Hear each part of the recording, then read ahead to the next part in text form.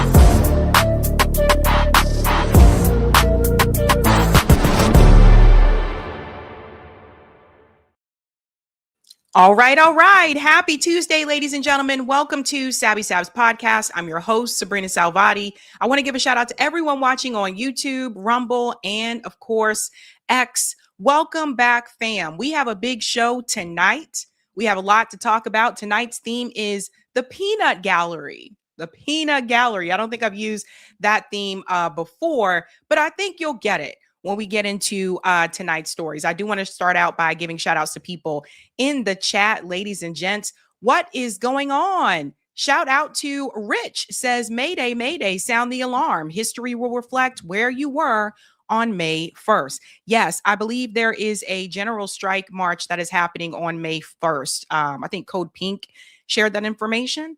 But yeah, that's a big one. That's what I'm talking about. Shout out to Brian, says, now here we are at war in Iran and about to go into Cuba. The place in need of regime change is right where we are.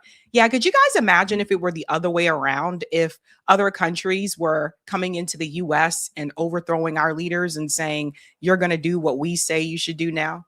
I think that's a big part of it, is like, we have not been in that situation, So just something to keep in mind. A shout out to Hodod, says, how about a no way option? Oh yeah, we only have 4 options. They only give you 4. If you guys haven't done so, answer that poll question. I'm curious to see how you feel about that, because when we get into the Charlie Kirk update story, I'm curious to see where you stand on that, because we got some stuff to talk about. Greetings, Fire. Fire says, so the Democrat funded parade is making a new corporate holiday from an actual sacred Beltane day. Fuck the DNC, fuck them, lead spirit days off. I don't know what that's about, but sounds like Fire is fired up. What's going on? Silver Surfer says, peace, love, Sabby. Congrats on 375K. Thank you. And thank all of you guys so much. I couldn't have done it without you. Greetings, CBC Voter, says, happy Tuesday, Sabby Sabs and Eric T. Red. More people, 375,000 likes this show. Shout out to Randy, says, the peacenik Trump has morphed into warmongering W. Bush. Good evening, Sabby and my revolutionary comrades. What's going on, Randy? Shout out to Cloudness, says, ayo, happy Taco Tuesday, Sabby and fam. I'm really tired of these disrespectful ass Democrats, especially these foreigners talking about reparations for illegal immigrants. These MFs have to go be one fan. You're probably talking about Pramila Jayapal. It's interesting, right? Because she won't say that for She won't say that for us. She won't say that for us. Oh, Pramila, you pissed off. You pissed off some people, Pramila. Shout out to New York Varsity says the Marines are being used as pawns for us to vote for war.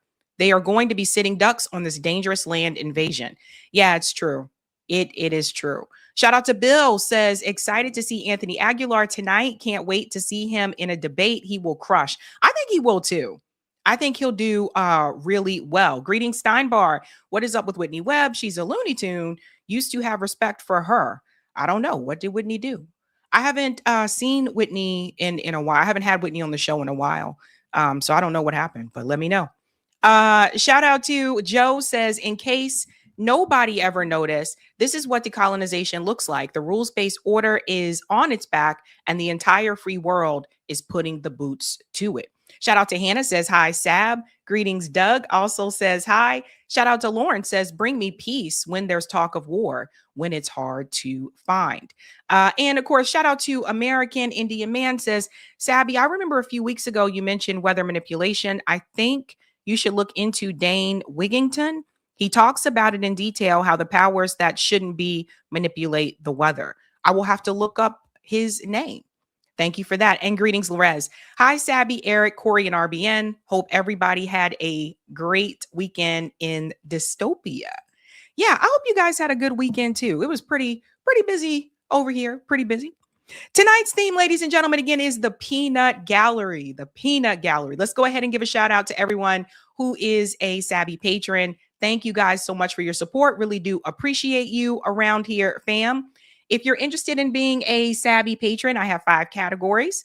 We have the ultimate, the Sabinators.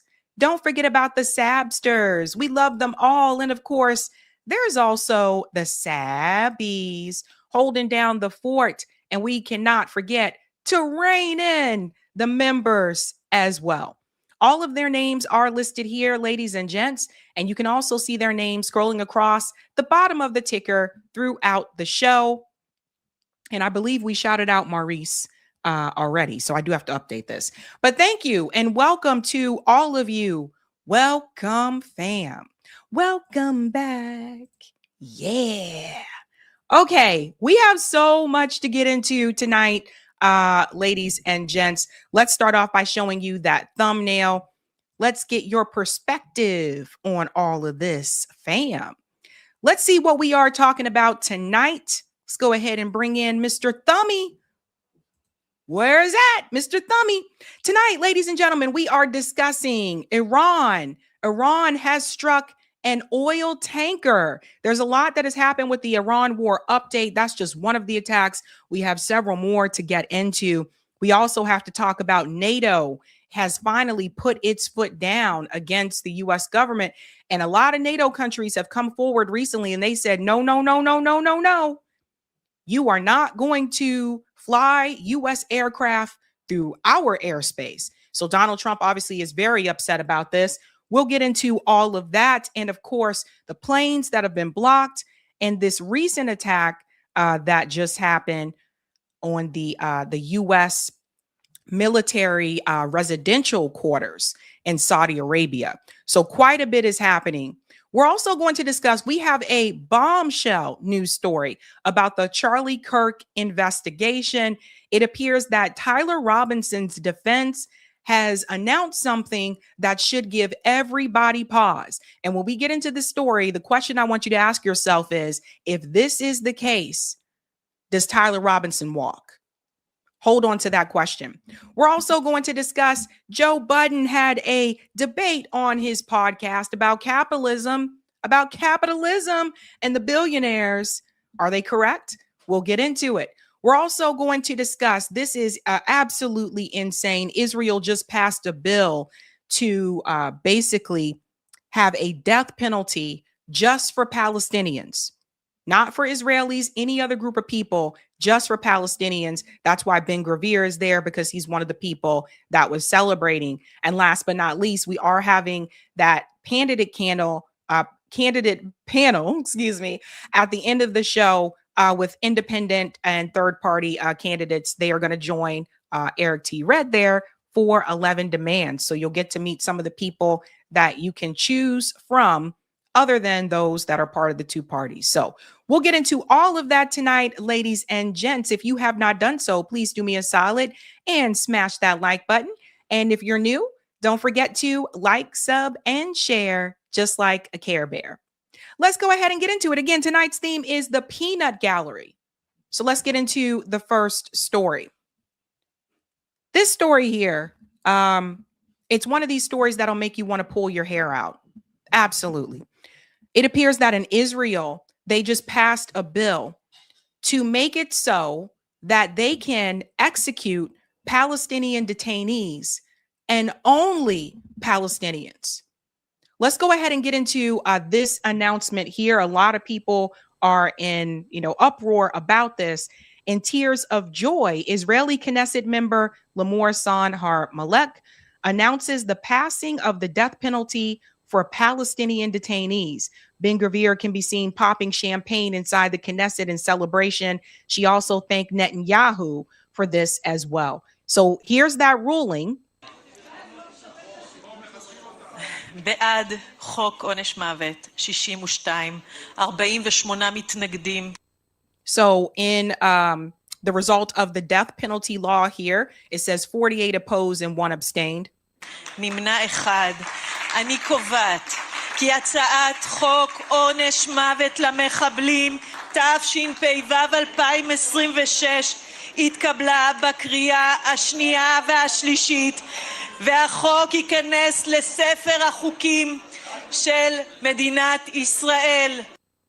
So they just passed a death penalty law in Israel for Palestinians only. Only. שהחיינו וקיימנו והגיענו לזמן הזה, עם ישראל חי.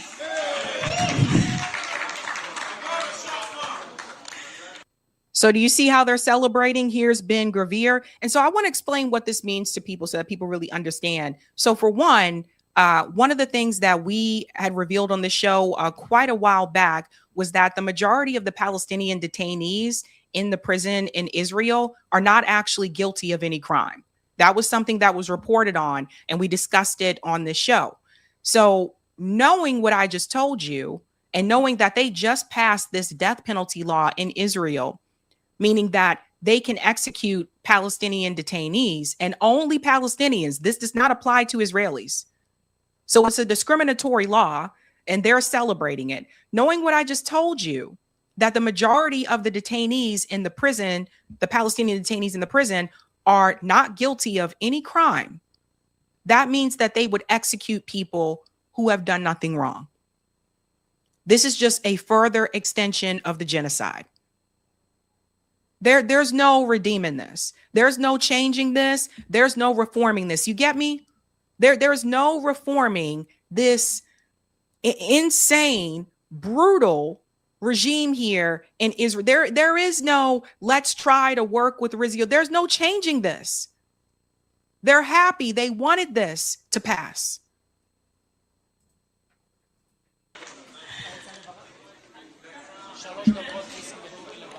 אני מזמינה את חבר הכנסת, אני רוצה גם להודות לכל And of course, they have Netanyahu right here. And she's thanking all the partners. שותפים, לך אדוני ראש הממשלה. ואני אעלה גם לברך. אז כן, אני אעלה. אוקיי, כן, כן. אדוני ראש הממשלה, אני רוצה לומר לך באופן אישי, שזה דבר שאני לא אשכח לך לעולם. אני יודעת מה זה דרש ממך. And there she is, thanking him, thanking them for making this so possible. Now, I will go ahead and tell you that Europe has already said, the EU said they find this to be very concerning. Yeah, concerning. But you guys, when you had a chance to do something about it, you didn't do anything about it. This is why it was so important that the UN actually held Israel accountable, because once they let them get away with bombing and killing people in Gaza, with killing children, with just singling out people walking down the road and just like assassinating people and killing all these journalists, that means there's nothing that they're not going to try to do. For you to be able to pass a law that is only for executing Palestinians, that tells you everything you need to know about this country, this rogue genocidal state. And they are very happy about it, of course. You'll go ahead and see it here. Even the Guardian is talking about this. Israel passes a law to give the death penalty to Palestinians convicted of lethal attacks. Here's the clicker, right? Convicted. But remember, Israel can decide, they could just say, oh, well, they are convicted because they're imprisoned. The majority of the Palestinians that are detained have not been convicted of a crime. You get what I'm saying? And none of that has stopped them from brutally abusing these people. None of that has stopped them from sexually assaulting them. Don't forget the soldiers that sexually assaulted the Palestinian male that was detained. They are not being held accountable at all. They let them go. The Knesset approves a measure that has been criticized by European countries and rights groups. Yeah, they criticize it, but when they had the chance to do something about stopping Israel, they chose not to.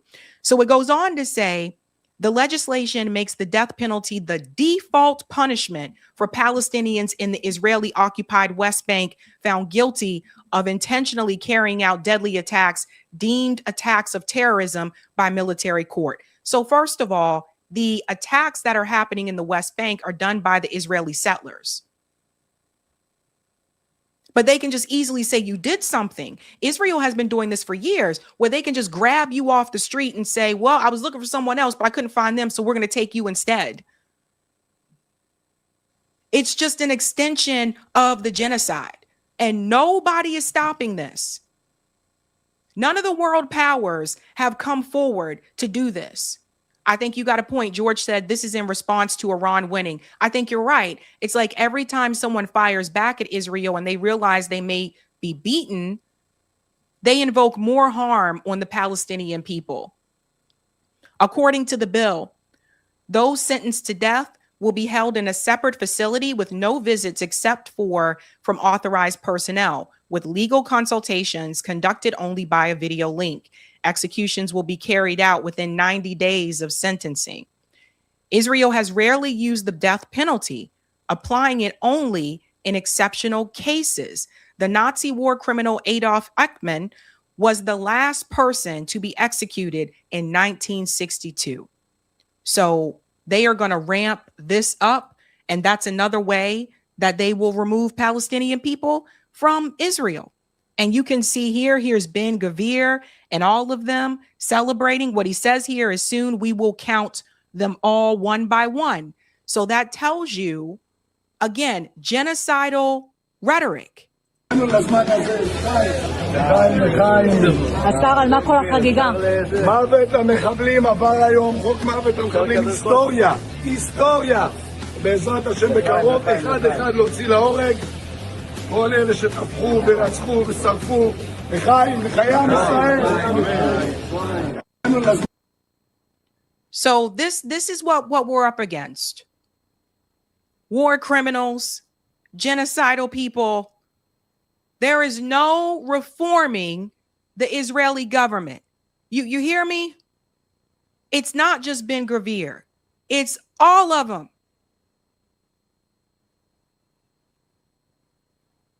It's absolute evil. And this is what they tell you should applaud and you should be for. On Thursday, we're going to debunk this whole Judeo-Christian philosophy. We're going to debunk that. Caroline Levitt is up there talking about that. Well, America is a Judeo-Christian. No. This whole Judeo-Christianity thing, it's fake. It's not real. And this is what they're supporting. Absolutely insane. Now, I want to take you to something. And I put this call out there on X. And I want to show you this. Pay attention to the pins that they're wearing. Look at their jackets. All of them have on these pins. Ben Gvir, all of them in the Knesset. Now, look at it closely. Look at the close-up. It's a noose. That's what the Knesset members are wearing. They're wearing a pin that's a noose. And it's one of those things, like, if you don't zoom in, you may not realize what that pin actually is. So I'm putting the call out right now. And this is to everybody. Nobody should support Israel. No one should support Israel, but Black people in particular, you should not support Israel. Any politician supporting Israel, you should not give your vote to. You hear me? It's not just about AIPAC money. It's not just about J Street money. Yes, J Street too. Not just about Kufi. They can deny all of that and still vote in favor of Israel, or vote in favor of Israel to defend itself. When you genocide a population of people, you don't have the right to defense. When you are occupying nation under international law, you don't have the right of defense. So tell them all, the Cory Bookers, Hakeem Jeffries, Maxine Waters, Jim Clyburn, all the Congressional Black Caucus, next time you see your representatives, you show them this screenshot and you tell them that Black people should not support Israel, period. As we've said before, you see how they say they talk and feel about the Palestinians. What the hell do you think they think about you? An announcement that just came out recently, shout out to Dropside News, Hamas Qassam Brigades calls on Hezbollah to capture Israeli soldiers to secure the release of the Palestinian and Arab prisoners from the depths of occupation prisons. This call just went out, of course, after this ruling. They're going to try to kill all those people. So Hamas has put out that statement there saying free their people. I want to show you something that Abby Martin said. Abby Martin had a documentary. If you guys never saw it, you definitely need to watch it. Years ago, that really let me see what Israel really was. So I highly recommend that you watch her documentary if you haven't seen it. Listen to what Abby Martin said, what she realized about Israel when she was filming that documentary. Israeli society has gone full fucking fascist. They're not indoctrinated in the sense of, let's say, North Korea. They know exactly what's going on. They have more honest media than the US. They see exactly what they're doing. They see the footage. They know the kids are starving. They agree with it. And this is overwhelmingly displayed. This is not just anecdotal through my man on the street interviews when I was in Israel, which I was floored by in a period of relative calm. I mean, it's never relative calm for Palestinians, obviously. There's only one way, like, I would carpet bomb them. There's a interesting kind of contradiction of this indoctrination in Israeli society. On one hand, it's cradle to grave. You are separate from your Palestinian brothers and sisters. They are the working class that serve you if you do interact with them. And you are taught to be terrified of them. You don't step foot into the West Bank. They put up signs themselves projecting the terror that they feel that they've taught themselves. So this part right here is important, right? Because what Abby Martin's documentary revealed to me is that it's not just the government. So you even got to watch it. Even some of the people that say, you know, in the genocide and ceasefire now, even some of those people, pay attention to their rhetoric. When you hear them say, well, I can criticize the government, it's not just the government. It's the entire society. It's Zionism. It's their way of thinking, right? And moving people around and people just voluntarily deciding to move to different places. The ideology doesn't leave because you left that country and you moved to another one. You get what I'm saying? The ideology is still there. It is a sickness. It is a cancer. And it spreads. So it's not just the government. This is why we say Zionism is a problem. Right. And that's the whole rationalization of the violence and brutality, is that they will do it to us, so we must do it to them first. It's a really perverse ideology. Israelis have to take over, and They have to kick them away. I think we have the right to hate them. I don't see a reason why not. This was in Jerusalem in a place called Tolerance Square, right in front of Zara, you know. And I'm talking to people from all walks of life. Every single person espoused genocidal rhetoric. Kill them all, bomb them all, drop a big nuke, expel them. Until then, I'd been kind of placated by politicians and media that the two-state solution was possible, right? And it's not. And this is what even a lot of the Democrat politicians don't want to tell you. It's not possible. In order for a two-state solution to be possible, it means that Israel would have to admit that they see the Palestinian people as equal. They don't see them as their equal. That would mean that Palestinians would have the same rights that they do. It would mean that Palestinians would also be able to have a military, which is definitely a no-no in Israel's book, right? So no, they don't see them as equal. They don't see them as the same. Something Max Blumenthal mentioned when, you know, he's been over there many times and he's written books about this, was that a lot of the Israelis are actually worse than Benjamin Netanyahu. A lot of them believe that Benjamin Netanyahu is not going far enough, where they're telling Benjamin Netanyahu to just go ahead and drop nukes on all of those people and be done with it. So if you think Benjamin Netanyahu's bad and you think Ben Gvir is bad, think about that for a second. Right? That's the danger with supremacy. I didn't really realize the impossibility of that until I was there and saw there is no more West Bank and Israeli society has gone full fucking fascist. יש לך משהו להגיד, הוא אומר לי על מה? שגם ככה ערבים, מקסימום. אוקיי, בסדר בעברית. פשוט מאוד, צריך להיכנס לשטחים. When you let a state He said it's very simple. We have to get rid of the Palestinian have territories. impunity, and when they're that full of hatred, the limitations are endless. And as we've seen, they will not stop.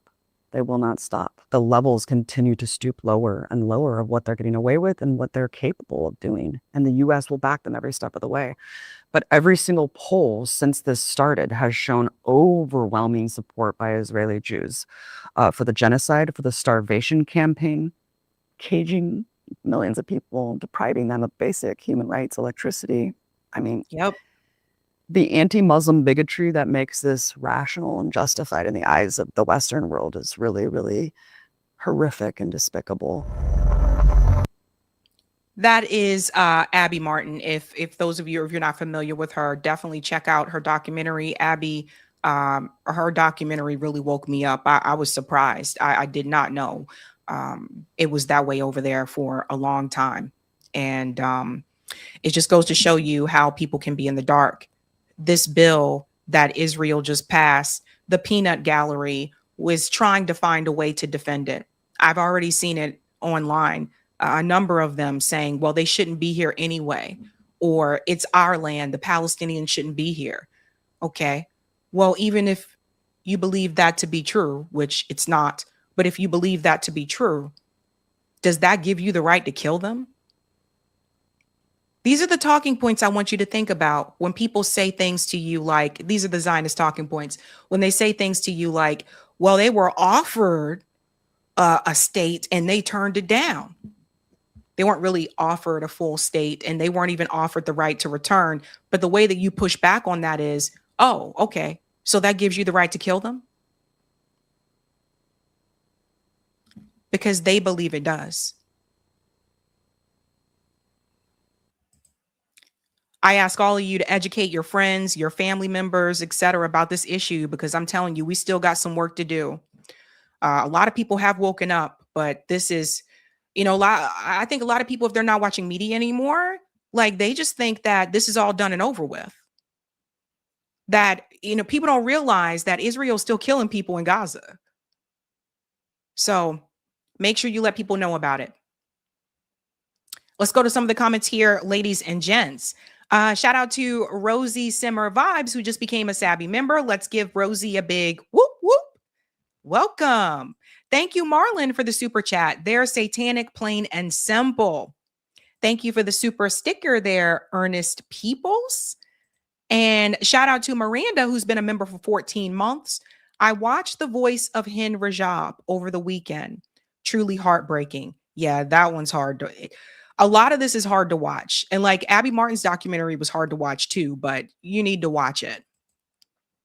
And Huey said, watch the movie The Book of Eli. It explains how religion is used as a psychological weapon. Thank you. All right. Thank you for the Rumble rant, RB Ham. Thanks, Sabrina, for appearing on my podcast last Saturday. Anthony Aguilar is going to be on Beyond the Pale this Saturday night at 8 p.m. Eastern on Rumble and YouTube. Please subscribe and help a brother out. Okay. Thank you, RB, for letting everybody know. Anthony's making the rounds. And thank you for the Rumble rant, Angry Prole.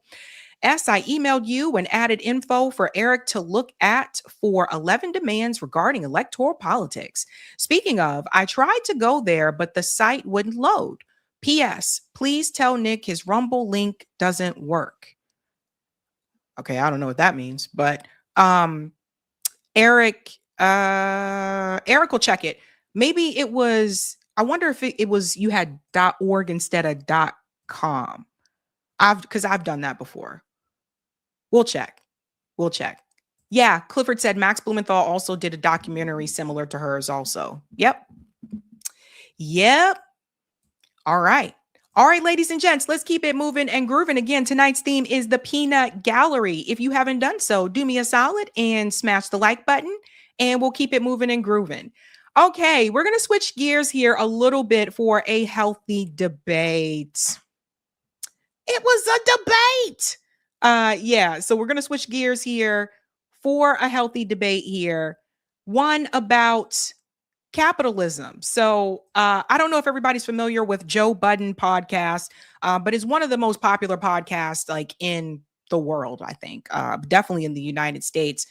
But there was a conversation on there about capitalism and billionaires and whether or not this is a good thing or not. And Mark Lamont Hill is also one of the hosts on the Joe Budden podcast as well. And I'm glad he was there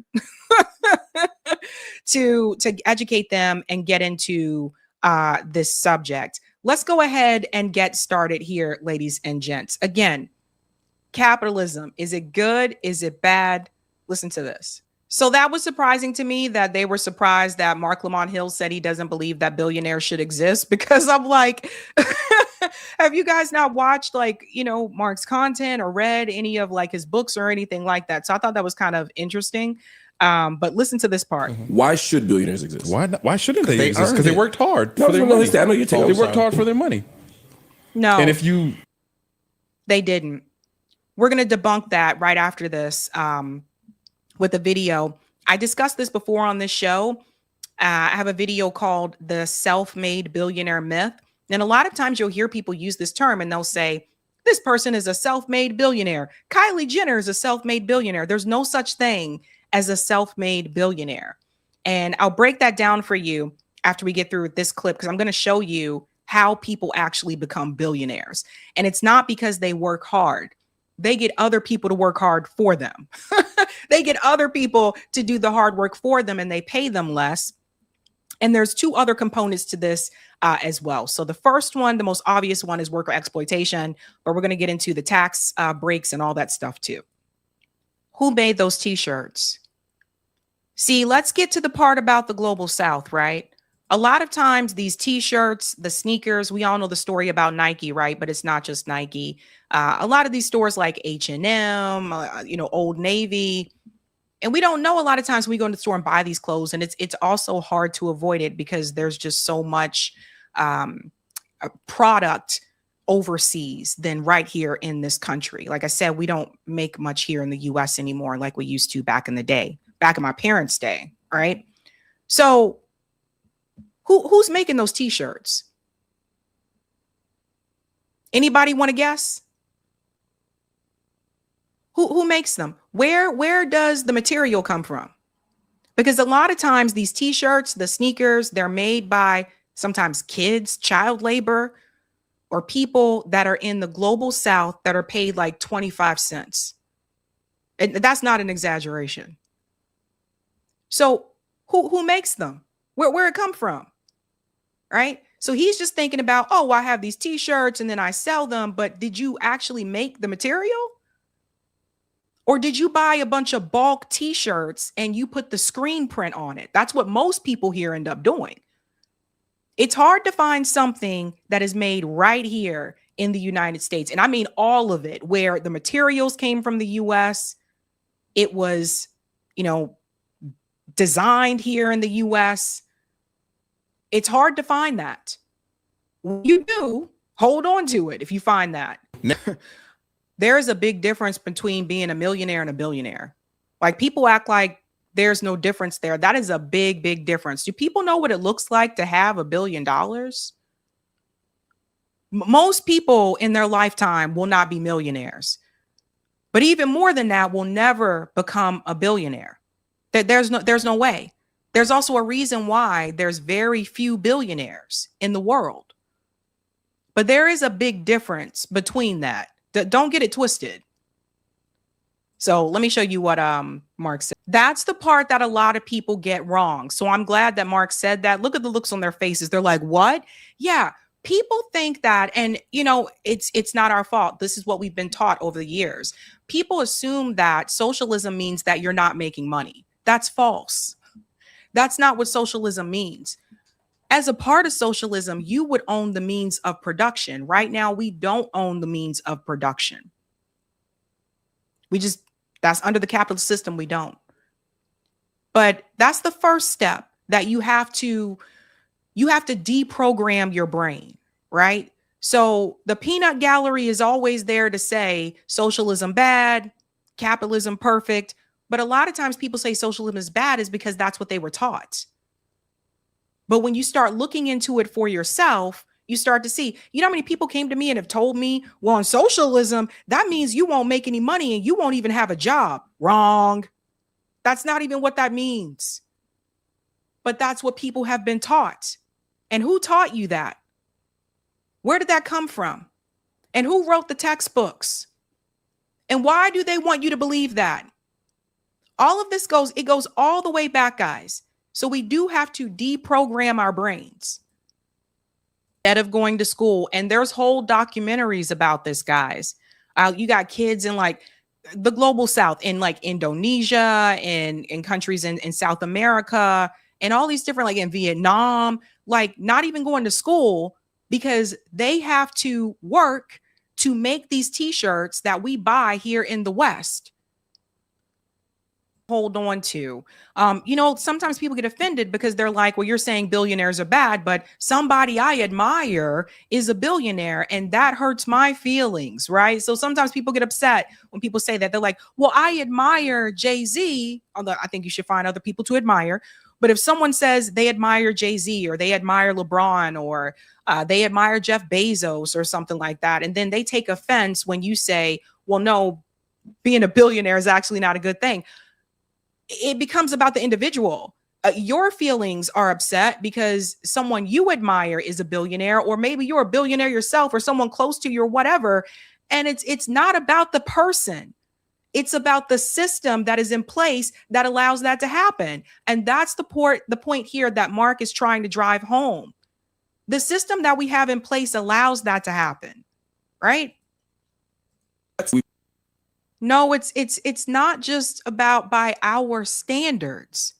It's like if you own a company and let's say you're making $2 billion, $2 billion, but the people who work for you aren't even making $50,000 a year.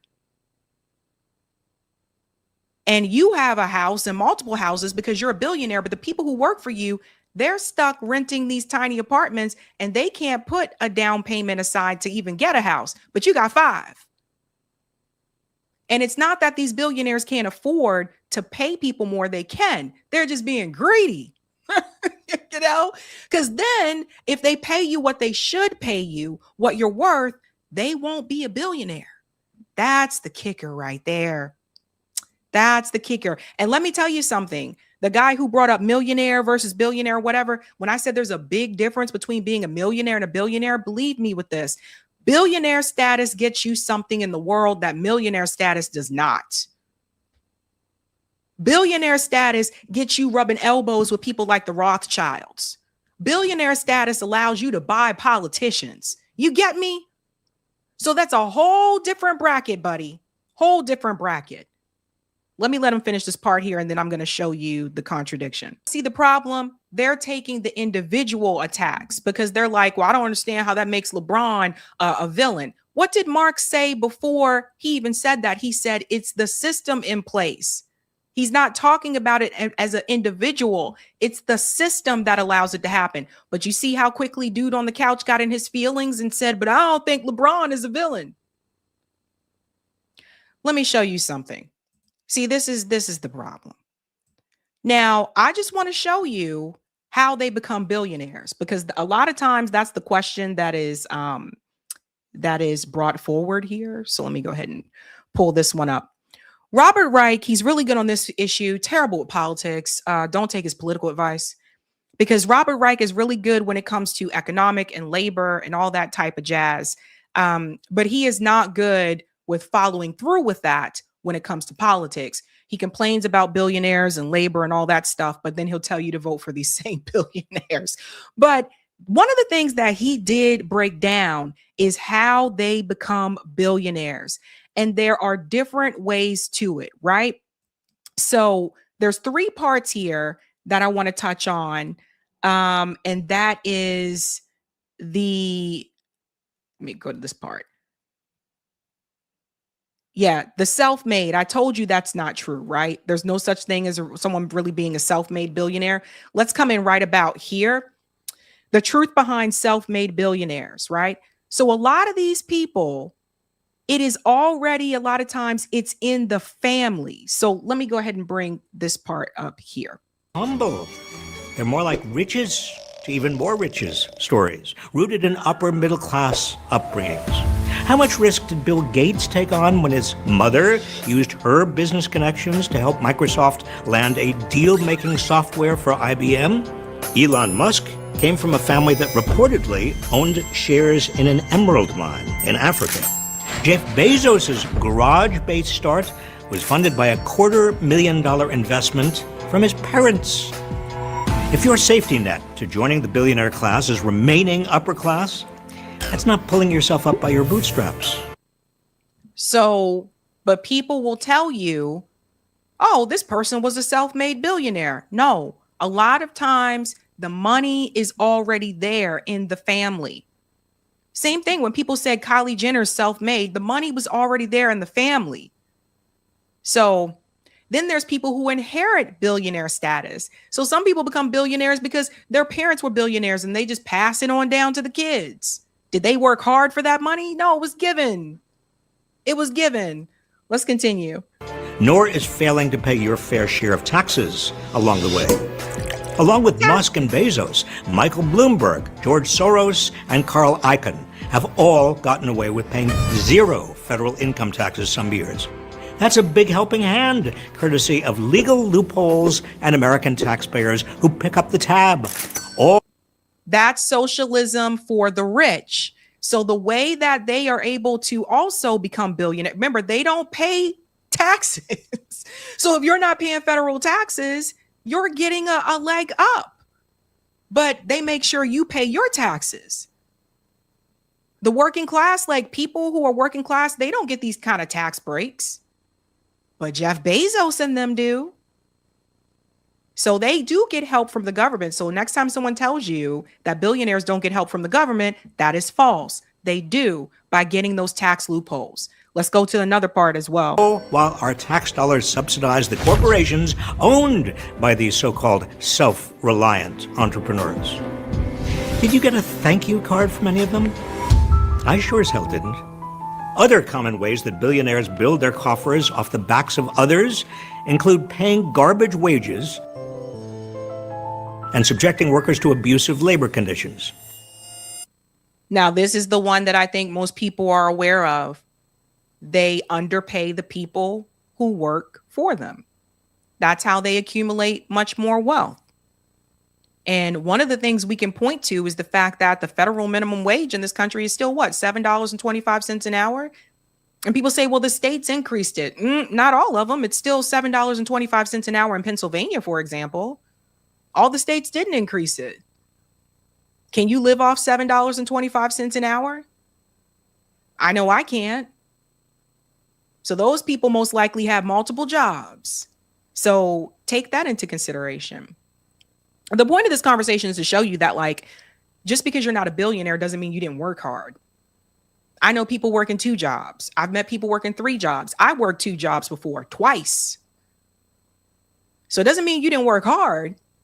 It just means that these people either inherited the money to get it going or inherited the money as a billionaire because their parents were already billionaires. They got these tax loopholes that help them out.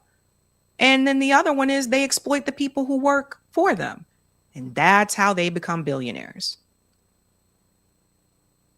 So I don't want any of you to look down on yourself and think that, oh, I guess I'm just not working as hard as them. No, that's not the case. When you look at the definition too, they brought that up. Capitalism is an economic system based on private ownership of the means of production and its use for the purpose of obtaining a profit. Private ownership of the means of production. Socialism is an economic and political philosophy encompassing diverse economic and social systems. It is characterized by social ownership of the means of production as opposed to private ownership, meaning that we, the people, would own the means of production, which right now we do not. So I know everybody doesn't agree with socialism, and I don't expect everyone to.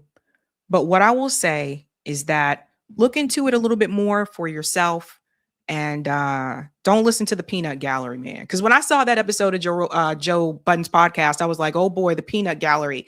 And it took someone like having a Mark Lamont Hill as a co-host on that panel with them for people to wake up and say, oh, well, now I get what you're saying. But if you're in your feelings and you feel as though that means that someone's criticizing someone you admire, you got to get out of your feelings. Got to get out of your feelings. All right, let's go to some of the comments, ladies and gents. All right. Thank you for the super chat, Wiss. Abby Martin is a true hero. Thank you, New York Varsity. Great week for debates. Glenn Greenwald schooled Coleman Hughes, and Dave Smith ended Adams' career at the PBD podcast. Oh, those guys are cringe, huh? Oh, boy. What Democracy said, and don't pay taxes. Exactly. Imagine if you didn't have to pay taxes. Lee Argent said billionaires just equal, I think you mean thieves. Thank you for the super chat, Marlon. Billionaires should never be elected president. Thank you, Mika. Francesca Albanese, the UN Special Rapporteur on Palestine, is being sanctioned by the U.S., freezing her assets, travel ban, etc. A worthy story to cover. I think I did cover that a while back. Yeah, I did cover that story a while back, but yeah. Yep. Ronnie says people in sweatshops in global South, a lot of times kids. So disheartening and disgusting predatory capitalism. Yeah. Thank you, Draft Day. Capitalism in its extreme form creates slavery. In its milder form, it exploits those with few options to survive. Thank you, Kashaba. Africa's resources are robbed and the people are kept in poverty. Capitalism creates poverty. And thank you, Courtney. Exactly. Diddy went to jail because he's a millionaire. I never heard of a billionaire going to jail. You see, Courtney, you see.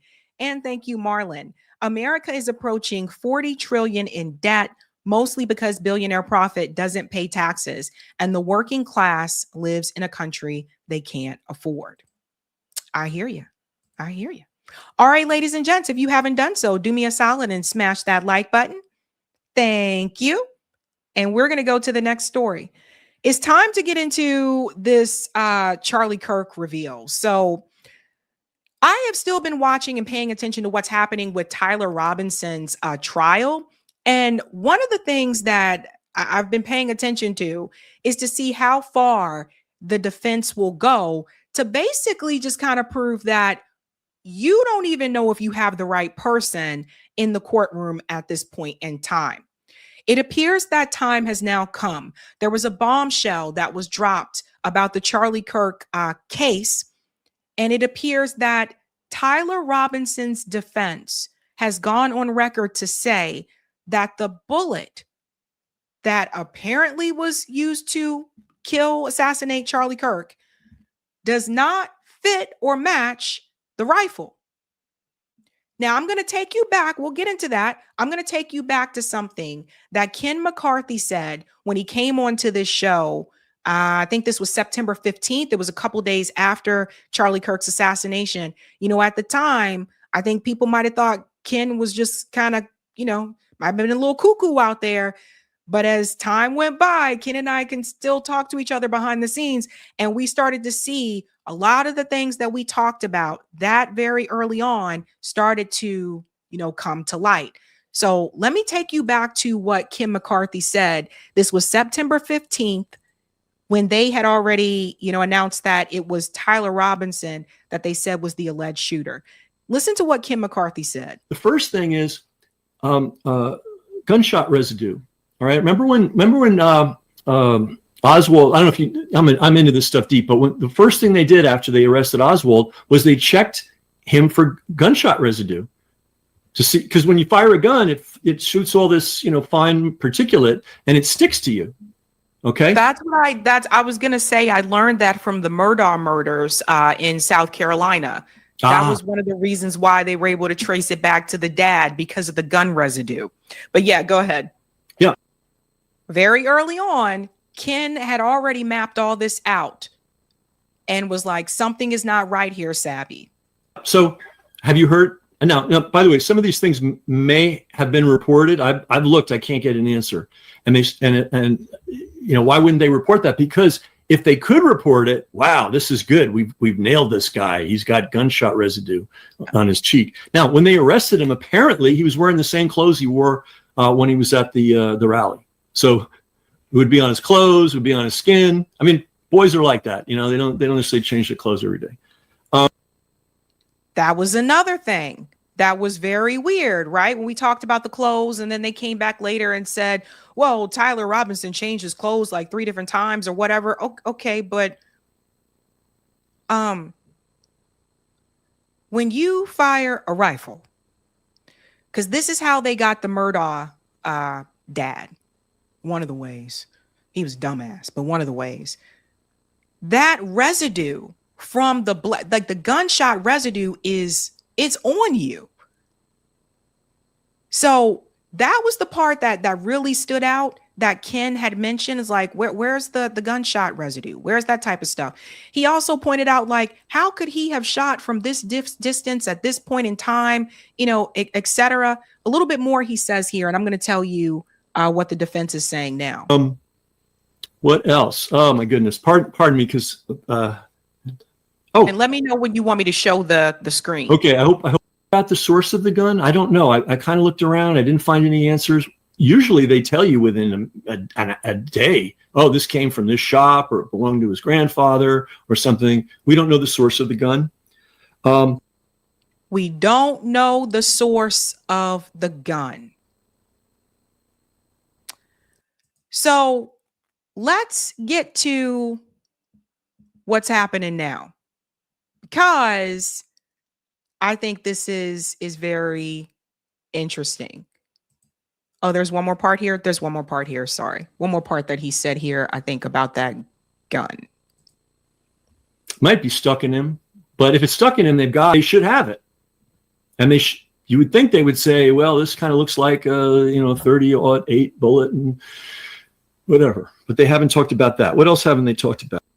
So he was talking about the bullet, which shouldn't have been right about here. We don't know the source of the gun. Where's the bullet? There's got to be a bullet somewhere. And I don't want to get gruesome, but that size bullet going that speed should have gone through him. Might be stuck in him, but if it's stuck in him, they've got it. And if it went through him, they should have it. And that was another thing that gave us pause. At that point in time, they did not have the bullet. And then they said they did have the bullet. But here's what the defense is now saying about that bullet. It came out last night. I sent it. It's so funny. I sent this to people and I was like, oh, snap. The bullet used to kill Charlie Kirk did not match the rifle allegedly used by suspect Tyler Robinson. New court filing claims. So this is a big one.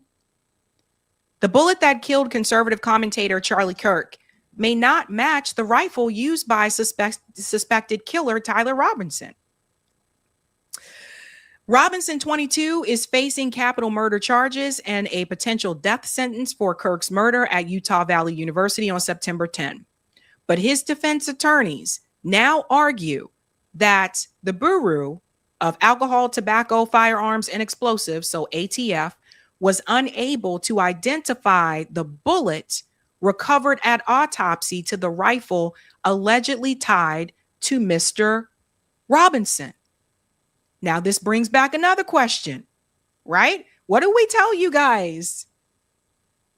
So let's all remember, Kash Patel wanted to wrap this up very quickly. Erica Kirk said, wrap this up very quickly. They all wanted you to get this done so quickly. Why? Because they wanted people to stop talking about it. They didn't want more people to look into it. And here we are. The defense team may now offer the ATF firearm analyst testimony as exculpatory evidence. Now, they said this in a motion filed on Friday. This could push the preliminary hearing back at least 6 months. It also notes that the DNA reports filed by ATF and the FBI will take time for the defense team to analyze, because reports indicated that several different DNA samples were found on some items of evidence. Now, I'm no Johnny Cochran and don't claim to be, but this could all get thrown out. If the bullet does not match the rifle, if the DNA reports are showing that there's multiple DNA, how can you say without a shadow of a doubt that Tyler Robinson is 100% guilty of this crime? Remember, can't have doubts. It goes on here. As these cases indicate, determining the number of contributors to a DNA mixture and determining whether the FBI and the ATF reliably applied, validated, and corrected scientific procedures is a complicated process which requires the assistance of various types of experts, including forensics biologists, geneticists, system engineers, and statisticians, all of whom must review and evaluate several different categories. Robinson's attorney added that they have received 20,000 electronic audio files, videos, and written documents that prosecutors have presented as evidence in the case. That's a lot of files, but there's still doubts. All right. And it all goes back to this day. And a lot of people had questions. A lot of people had questions because this just didn't add up. The defense team has devoted and will continue to devote significant resources to processing discovery, including identifying materials not yet received to inform readiness for the preliminary hearing. However, the defense team is realistic, and the comprehensive review required to determine what is missing will take hundreds of hours. What is known at present is that Mr. Robinson has not yet received the forensics case files and data necessary to investigate through the use of qualified experts the scientific reports the state intends to introduce at a preliminary hearing. In other words, they don't have everything in order. Defense attorneys and prosecutors have previously met on March 12. Based on that meeting, the defense said in motion, it believes that prosecutors will introduce discrete buckets of evidence through 3 identified law enforcement witnesses at the preliminary hearing. This includes conclusory forensic DNA, and ballistic reports authored by the FBI and the ATF. Social media data, testimony by law enforcement, and the crime scene and search locations. Also, testimony by Mr. Robinson's parents and roommate, as well as a significant amount of hearsay from non-testifying peace officers. Prosecutors have alleged Robinson drove 3 hours from his home to the university campus to kill Charlie Kirk, 31. Now, here's something else that's suspicious. Right after this was announced, guess who decided to resign?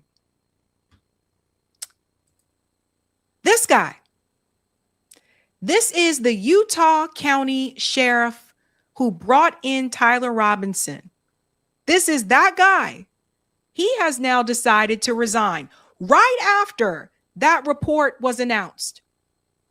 Washington County Sheriff who facilitated Tyler Robinson turning himself in, he quit out of nowhere today, same day that it was revealed that the bullet is not a match for the gun. Let's take you back, shall we? On the 11th, I received a call from a friend of mine who happens to be a retired detective that worked for me for many years. I didn't put that out there initially. I wanted to protect that individual as much as possible. Unfortunately, in the court documents, which is standard, he was referenced as a retired Washington County deputy. So I didn't put that out there. It was in the court docs. I was trying to protect even that information and just saying retired law enforcement in general.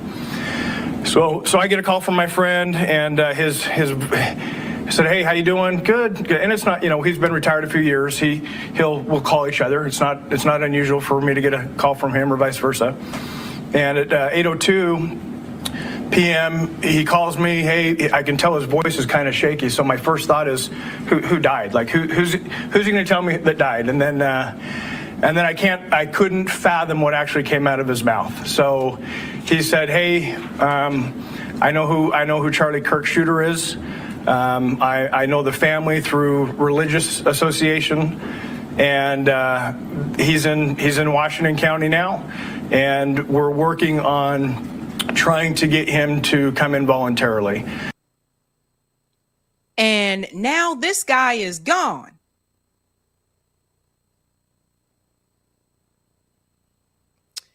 If the bullet does not match the rifle, one, how do we know that's actually the weapon? Two, how do we know? How can they say that the person that they have in custody right now did that crime? We're going to have to wait for the DNA evidence to see what else that shows, since they said there's multiple DNA. We've been telling you since day one, this story did not make any sense. I mean, the way they told it, Tyler Robinson was what, James Bond or somebody? Like he just climbed up on a roof, made that shot, got off the roof, deassembled the gun, put the gun back together, took it out of the bag, threw it off in the woods somewhere, took off running, jumped into his car, drove 3 hours back to his house. Sounds like something in a movie. So, and who knows? Maybe this officer was planning to retire at some point anyway, but on the same day that this was announced. Then there was other suspicious things, like all of a sudden the camera that showed Tyler Robinson walking into the station, all of a sudden that footage is gone. I mean, these aren't things that people are assuming. These are things that have been reported. That is very weird. Just that one, huh?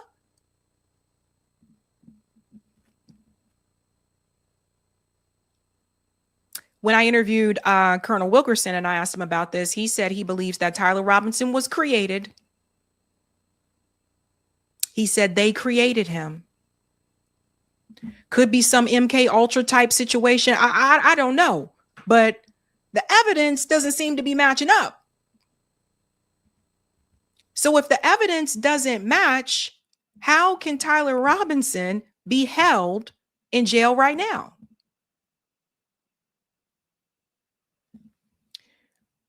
When we look back, and I want to show you this part here as well, because they said all these things, right? Remember the story. He was turned over to authorities by his father, Matt, after he recognized his own dad's rifle in the images released by police amid a manhunt for Kirk's assassin. Tyler's grandfather had given him the rifle as a gift before he used it to kill Kirk. So again, notice how they're saying he used it to kill Kirk, not allegedly.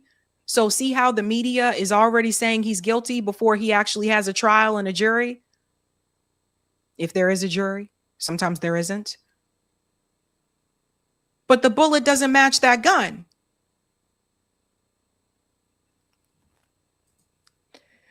After then recognizing the unique gun, Matt texted his son, asking him for a picture of the family heirloom, which the suspect could not provide. In a text exchange between Tyler and his roommate and partner, Lance Twiggs, the alleged killer claimed the rifle was the only evidence he left behind. It just all seemed too convenient, didn't it? If I'm able to grab my rifle unseen, I will have left no evidence. Going to attempt to retrieve it again. Hopefully they've moved on. I haven't seen anything about them finding it. Come on, guys. Who texts all this? Seems a little convenient, doesn't it? So I don't know, guys. I don't know. There's a poll there. You can answer that poll question. Do you think that Tyler Robinson did this? I believe the choices are yes, he did it alone. Yes, he did it, but he had help. I think one of them is hell no. And the other one is you don't know what to believe. But answer that poll. It's pinned at the top of the live chat and let me know what you think. Because, guys, the fact that Joe Kent was very, very vocal about the fact that he said Kash Patel did not want him to look into this any further. Erica Kirk said, hurry it up. I mean, I didn't make these statements. They did. So very, very strange. And now, again, the defense says that bullet doesn't match the rifle. So here we go. Somebody killed Charlie Kirk. The Peanut Gallery will tell you, like Ben Shapiro and Dan Bongino, where they at? Where you at, Ben? Where you at, Dan? Where you guys at? It is absolutely true that Tyler Robinson killed Charlie Kirk. Don't think about anything else. It is absolutely true. It is absolutely ridiculous that you would think something else. Where are they now? Quiet. The Peanut Gallery. I don't know when they're going to have this full trial, but it looks like they're asking for it to be pushed back about 6 months. And I'm just going to tell you this much right here. If it comes out that they cannot connect the DNA evidence, that's going to be the big one. And Kash Patel will be done. All right, ladies and gentlemen, you said do it again. I'm not going to do it again. I'm not going to do it again. Eric, can we go to the next part for type B and C? That's how he talks. I'm sorry. That's how he talks. All right, ladies and gentlemen, smash the like if you haven't had a chance to do so. And if you're new, don't forget to like, sub, and share, just like a Care Bear. And we're going to get into the Iran story here. This is where we're going to spend most of my time because I have a lot to go through. All right. So big update here with the Iran war. We're going to break this up into 5 different parts: origin, attacks, bales, panic, and money. Let's start with the origin. You know, sometimes I think people may not realize how we develop this type of relationship that we have with Iran. So I think it's important to go back to that flight of 1988. You know, why do some of the Iranians feel the way they do about the United States? So sometimes you have to go back through history. Our hands are not clean. And I just want to remind you what happened with that flight, the Iran Air Flight 1988. In Iran's new video, they pointed out an event that most Americans don't know that happened back in the 80s, but actually should know about. Check this out. July 3rd, 1988. Iran Air Flight 655 takes off from Iran's Bandar Abbas airport for a short flight to Dubai. Early on, the plane was climbing along its standard route. Below, the USS Vincennes was passing through the Strait of Hormuz. 7 minutes in, airport controllers hand the crew off. Have a nice flight, they say. 15 seconds later, the US ship fires missiles at the plane. The plane explodes and immediately disintegrates into pieces. 274 passengers, 16 crew members, 254 Iranian people, 13 Emiratis, 10 Indians, 6 Pakistanis, 6 Yugoslavians, 1 Italian, 65 kids, and 0 survivors. US officials said the crew thought the plane was an attacking Iranian fighter jet, ignoring warnings and descending rapidly toward the ship. But the plane wasn't descending, it was steadily climbing, still early on its route used by passenger planes every day, and it was broadcasting a civilian signal. On the other hand, it was the US ship that was sailing within Iranian waters, which the US only later admitted. 8 years after the attack, the US agreed to a deal to end the case at the International Court of Justice. They would pay just a little under $62 million to the victims' families and would not admit liability. No one was held accountable. George H.W. Bush, who was vice president at the time, seemed to have very little remorse for the situation. I'll never apologize for the United States of America. Ever. I don't care what the facts are. That attitude is what leads to today, where so many of us have not even heard of this.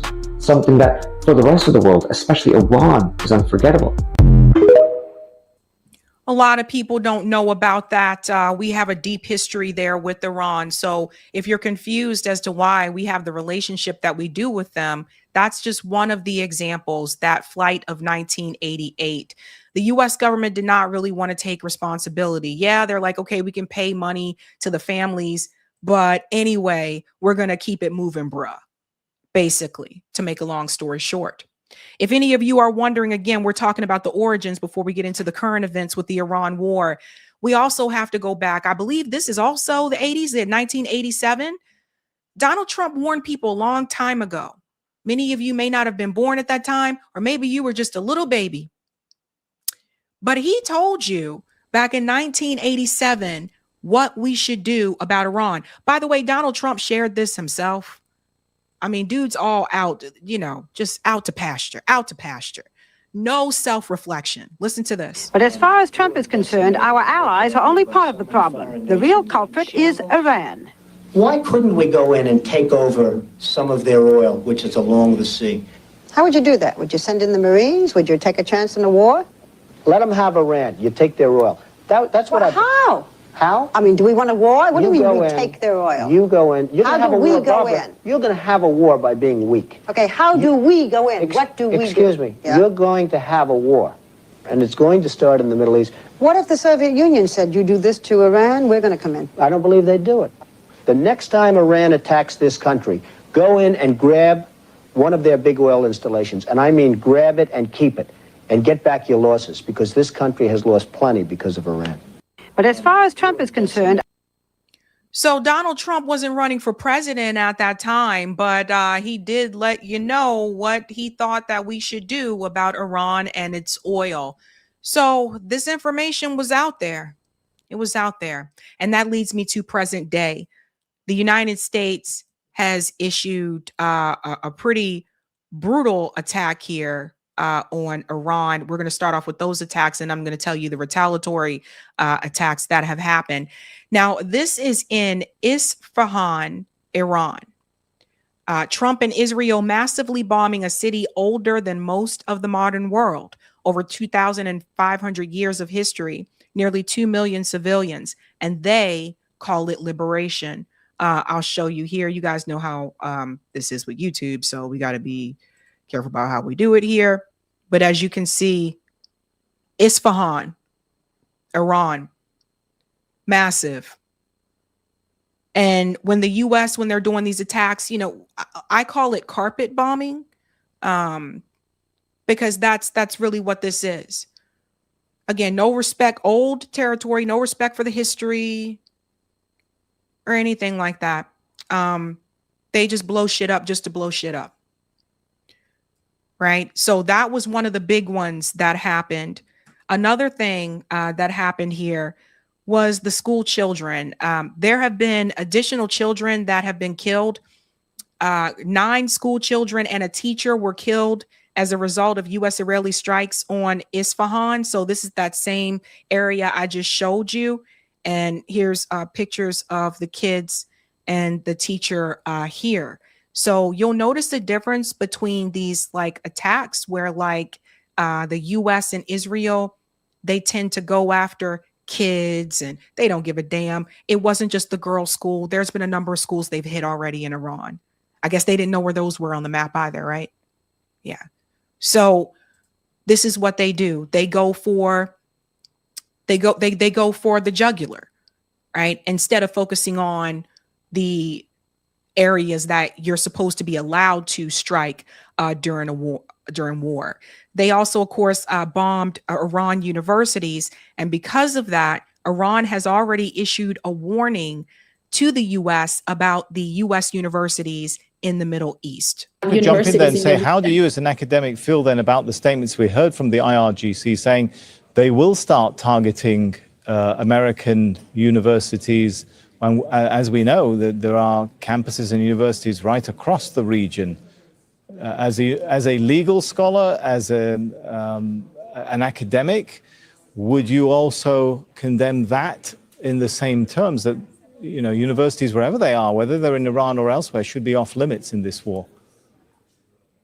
Universities are off limit from an international law perspective. What makes universities a legitimate target, and I'm speaking as a legal scholar, under international law, is the fact that if they provide assistance to military of the aggressors, with that logic that the United States is right now deploying, any university that has a contract with the Department of Defense, provides research and development in assisting or advancing U.S. military operation against Iranian sovereignty, becomes legitimate target under international humanitarian law for Iran. And the fact that Iran has provided notice right now, giving them time to evacuate in case there is an attack, and giving them option not to, also talks about how Iran is insisting to conduct its operations legally, I'm sorry, even though we don't have.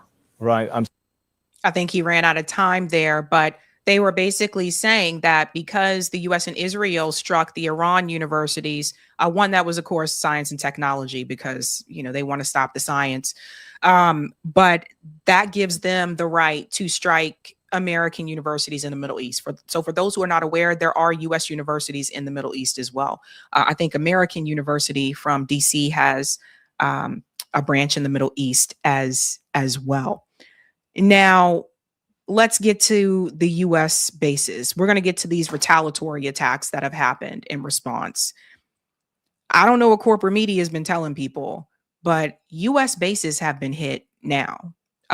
We talked about some of them before, but this is a big one. Let me go ahead and bring this up here.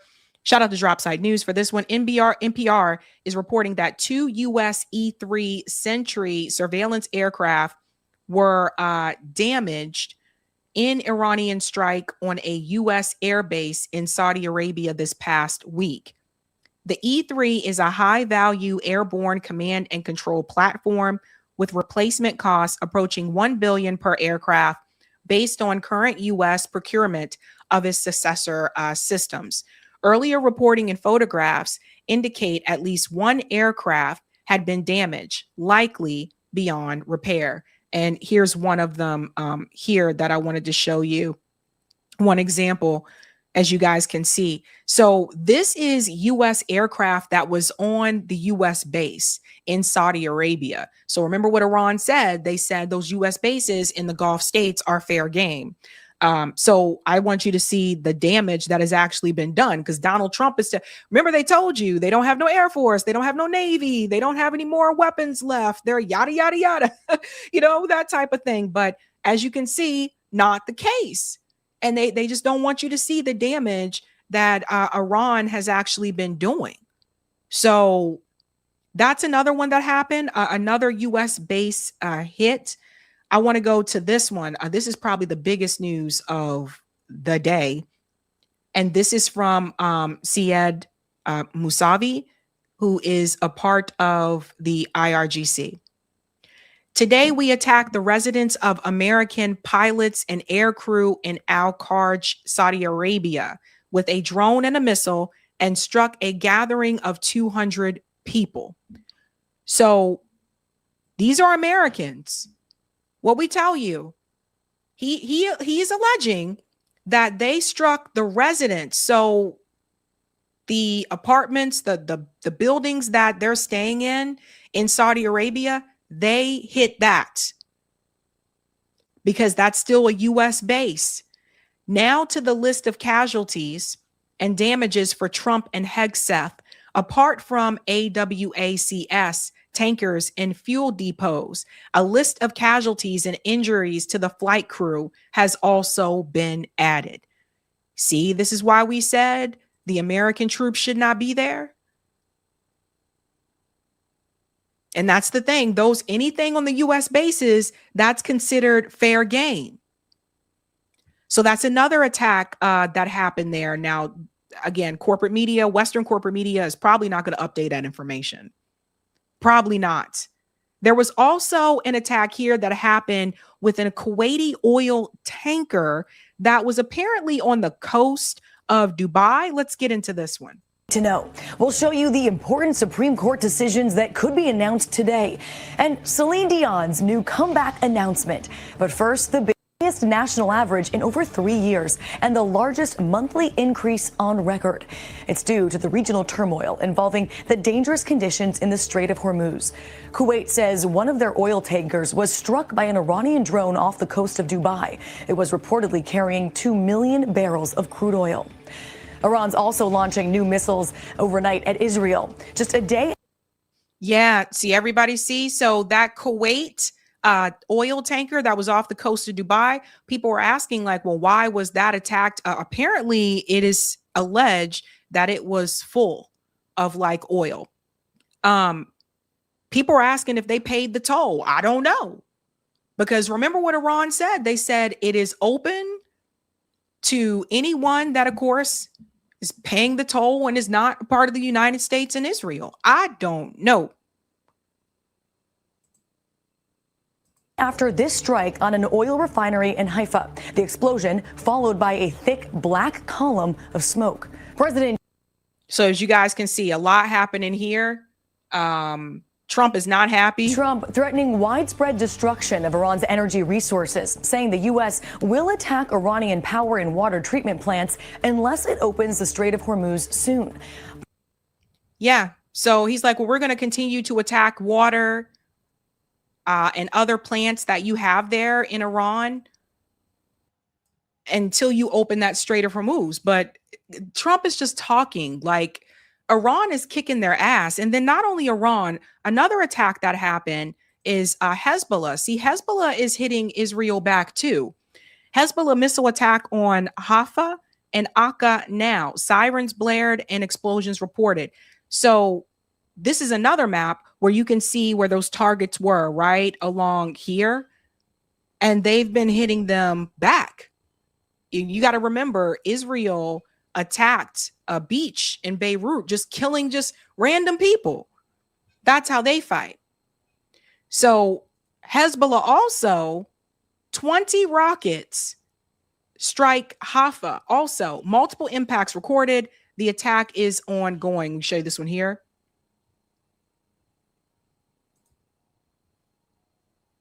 Right over there. 20 rockets.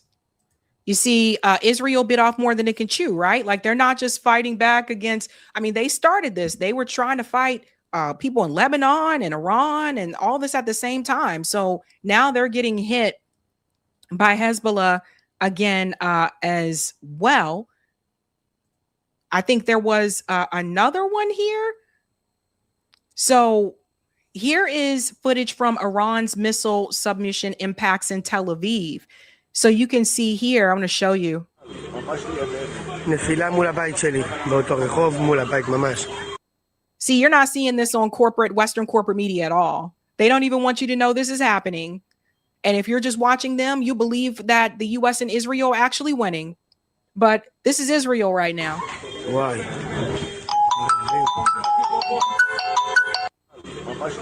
Yeah, that's bad. That one's pretty bad. Again, another one that came through there. Let me see if I got the other image here so you guys can see the damage that was done there. Yeah. So Hoffa. Let's go to the next one here. Max Blumenthal shouted this out. This is important for people to see. This is why independent media is so important. Iran is doubling its missile launch rate from a week ago. Israel is running out of interceptors. Brent crude is surging. Trump is running out of options and resorting to terroristic threats. Yeah, so guys, look at this. He's showing you the images here. IRGC Operation True Promise 4 moving 3-day average launch from February 28th to March 29th, right? And you can see the missiles are the red line and the drones are the blue line. And then let's go here. And then look now from March 11th to March 29th. You see how they're increasing the numbers? But if you listen to Pete Hegseth and Donald Trump, they'll have you believe that Iran doesn't have anything left. This is why we like data, right? Because we know with data, data's not going to lie. Numbers tell you the real deal. You can see it here. Israel has begun rationing its use of high-end missile interceptors. So they don't even have enough interceptors left to stop the missiles that are coming in. I'm surprised the Wall Street Journal actually reported that. So they're in trouble. And Trump's really trying to find a way to get out. But it doesn't seem to be working. Iran just issued another warning to the tech sector. They have threatened strikes on U.S. tech giants across the Middle East. I want to tell you the companies, that they're referring to here. Again, the IRGC is warning people about this. These companies are the ones that they say are potential targets. And that is Cisco, HP, Intel, Oracle, Microsoft, Apple, Google, Meta, IBM, Dell, Nvidia, Tesla, GE, JP Morgan, and Boeing, among others, as potential targets in the Middle East, not here in the United States.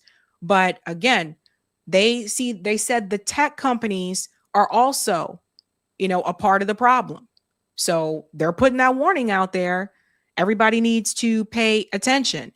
Now, when it comes to the ground troops, I just want to let everybody know, as much as Lindsey Graham and Donald Trump and everybody else said, send those American guys over there to fight these darn wars. Israel has announced officially that they are not sending their soldiers for a ground war. No. In fact, you can see it here. Israel rules out ground troops in any U.S. operation in Iran. Israel sets a firm red line regarding a potential U.S. ground invasion of Iran. Reports confirm the IDF will provide air and intel support, but will not commit to boots on the ground, leaving any land mission to American forces alone. So, I don't know what to tell you, but they are not willing to sacrifice their own troops, but they're willing to sacrifice American troops. That's not an ally. That's not a friend. They're not even hiding it anymore. They're letting you know this is all up to you guys. Sorry, it is what it is out here in these streets. I want you to see what this general here said. General Steve Anderson, he's retired. I want you to hear what he said about this whole operation. The president and his advisors are in the midst of, I believe, the greatest geopolitical disaster in the history of our country. and they have completely mismanaged this war. And to even talk about putting boots on the ground in any capacity, be it Karg Island, be it the Straits of Hormuz, or God help us if they try to go into Isfahan or Fordo to try to retrieve nuclear material. I mean, it would be an absolute disaster. But we have the basic problem in this entire campaign is when I was a cadet at West Point 50 years ago, we studied Sun Tzu, and one of the things he said was, know the enemy as yourself. We do not know this enemy. The IRGC are committed religious fanatics, and there's no fanatic like a religious fanatic. These people, 200,000 strong, running the IRGC, are absolutely committed, and they are in a holy war against us, the great Satan. They're not fighting for Iran. They're fighting for Allah. They're fighting for Islam. And we have not recognized that they are in the middle of an existential threat to them. It's a kill or be killed situation. They're going to do everything possible to beat us and to outlast us. And if we think that we're going to be able to go take Karg Island and we're going to diminish their revenues, that they care about that is ludicrous. The CIA studied these people. And they have an assessment of regime change, the likelihood of regime change. One of the Oh God, because we should listen to what the CIA says. Everyone is a fanatic except for us, apparently.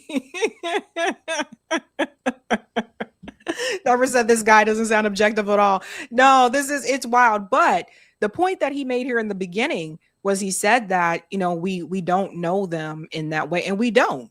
This is a stupid, failed operation here that killed people. Eric, let's go to the next part, please. Failed operation that killed people. And then the craziest part of it all is the people who were cheering on sending the boots on the ground, like Lindsey Graham, while he told you to get your kids in line and tell your kids to go over there and fight for Israel, this dude went to Disney World. Wah, wah, wah. Yeah, he's getting called out too. While our country is, and this is from Matt Walsh. Matt Walsh said, while our country is at war, our airports are a mess, DHS is not funded, and our elections are not secure. Lindsey Graham is wandering around Disney World with a bubble wand. So while he told you to go get your kids in line and go fight for Israel, he went to Disney World alone. No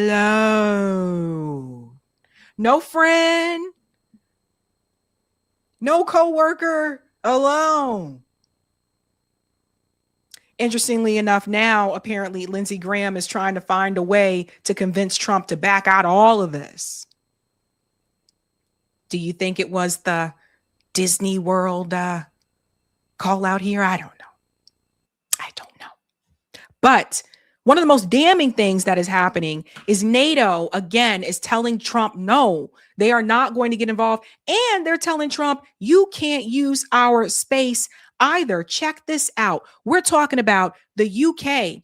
We're talking about France, Poland, Spain, and now Italy. Now even the Italians have come in.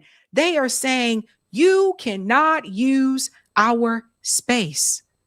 Get this. A major rift in the opening across the Atlantic. Three of America's key European allies, the United Kingdom, France, and Spain, appear to be refusing to back American President Donald Trump's military campaign against Iran. Trump has in fact reportedly criticized British Prime Minister Keir Starmer after London declined to support the initial US-Israeli strikes against Iran. So those guys are bailing, right? Now, let me show you what Keir Starmer said, who, Keir Starmer, he's a kiss ass and a pansy and all this stuff too. Like sometimes, he tried to make it seem like he about to say the right thing, but, then he back up. But apparently he's gotten enough pressure on this. And this is what he said. Mr. Speaker, the United Kingdom was not involved in the initial strikes on Iran by the US and Israel. That decision was deliberate.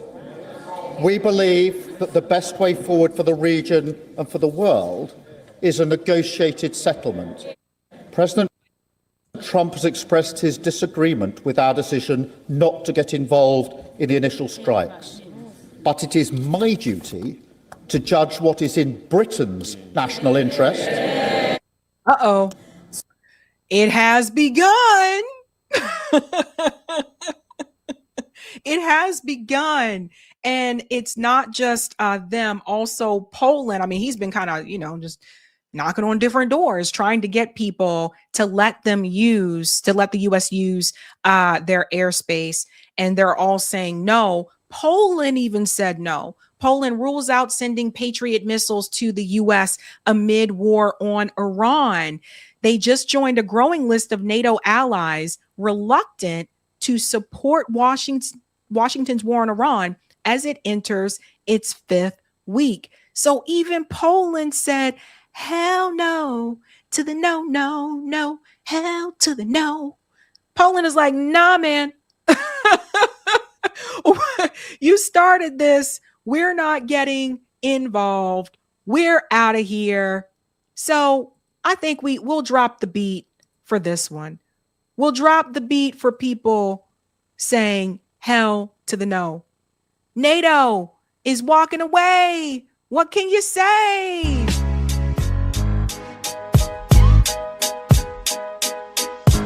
Drop the beat. Dance with me. Dance with me. Drop the beat. In the street. Woo! All right. They're letting them know it is not happening around here. Now, of course, Marco Rubio wasn't happy about that. And this is what he says. And I've been a big supporter of NATO. And one of the reasons why I've been a supporter of NATO is because I believe that these basing rights give us leverage and give us flexibility and operational capability all over the world. But if NATO is just about us defending Europe if they're attacked, but them denying us basing rights when we need them, that's not a very good arrangement. That's a hard one to stay engaged in and say this is good for the United States. So all of them's going to have to be re-examined. All of it's going to have to be re-examined. When did Iran attack NATO? When did Iran attack these European countries? I mean, you started something that you can't get out of, and now you want them to come in and rescue you. And they don't have to. Remember I told you a long time ago, NATO can say no? Now, here's the crazy part about all this. It's getting real out in these streets. Other people are willing to come and help Iran, including the Chechen units in Russia. Chechen units are ready to be deployed to Iran in the event of a U.S. ground invasion. Shit just got real. Look at what is happening. Hey, don't mess with the Chechen units, guys. They'll fuck you up. I'm just telling you right now, don't mess with them Chechen bros. They will fuck you up. So now you see they're ready to go. We just talked about the other day that Pakistan tribe, the Pushtun, they also went to Iran and said, we are here if you need us. We are ready to go. So do not, this is what is happening now, folks. The Chechen military units have announced their readiness to deploy to Iran to support Iranian armed forces in the event of a U.S. ground invasion. You cannot make this up. Oh my God. You don't want Russia to get into this. And then on the sneak, there is panic mode happening at the White House. You can see Donald Trump. Shout out to Danny Haifong who shared this. Unbelievable. Trump is seeking surrender to Iran while escalating the war. Here it is right here. Trump tells aides he's willing to end the war without reopening the Strait of Hormuz. Guys, that's full-blown panic. He's panicking. He's donezo, son. That's what's happening behind the scenes, but it got leaked out, as you guys can see. Nothing's kept fully secret here. You even have Chris Coons admitting it publicly. Chris Coons is another Democrat. He's establishment. Listen to what he said here. He's finally going to admit it. That's a great question to which there isn't a great answer. President Trump, several days into the war, made it clear that he had thought that Larijani, one of the senior elected leaders of the Iranian government, was someone with whom he or his administration might have negotiated, but the Israelis assassinated him. The Israelis have attacked over and over the senior leadership of the intelligence services, of the IRGC, of the Ayatollah and his close advisors, and that has made it difficult for us to assess exactly who's in charge. But we do know this. The Iranian Revolutionary Guard, the IRGC, has a pretty firm grip on the country and has been trained in how to continue aggressive operations even when there isn't a clear central command. So I don't, in the near term, see an easy path towards there being a real change in the government or the regime in Iran. So you see, they're finally admitting it.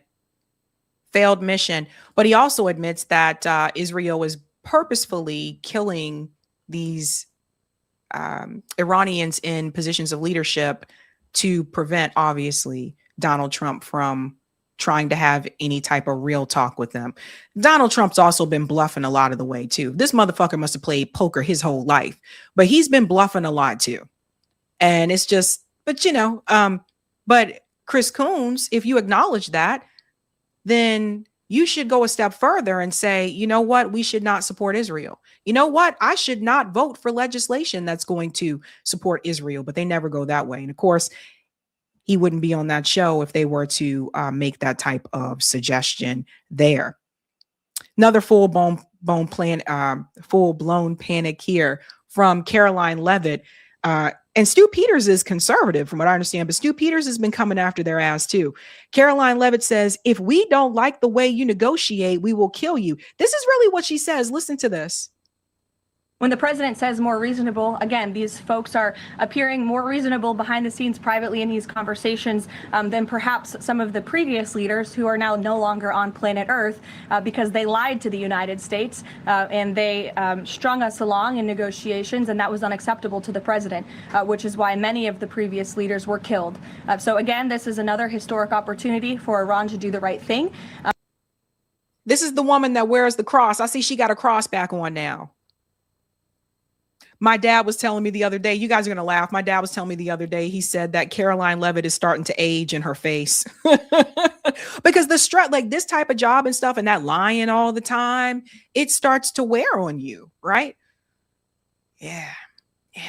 We saw it happen with Sarah Huckabee Sanders. We saw it happen with, what was her name? Jen, the redhead. I forget her last name. She was telling those lies for Biden and everything too.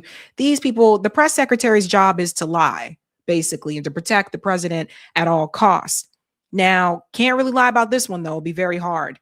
When we talk about these wars, we always bring it back to the money and the corruption, right? Check this out. Pete Hegseth has also been outed. It turns out, shout out to Disclosed TV, Pete Hegseth attempted to make large investments in defense companies weeks before the Iran war. Remember when I told you they making money? That Pete Hegseth and Donald Trump are making money and their buddies are getting richer off of this war? Here we go. Says it right here. Pete Hegseth, personal broker at Morgan Stanley, contacted BlackRock in February about executing a multi-million-dollar investment in the asset manager's Defense Industrials Active ETF. This is a $3.2 billion fund. You see how they continue to get rich?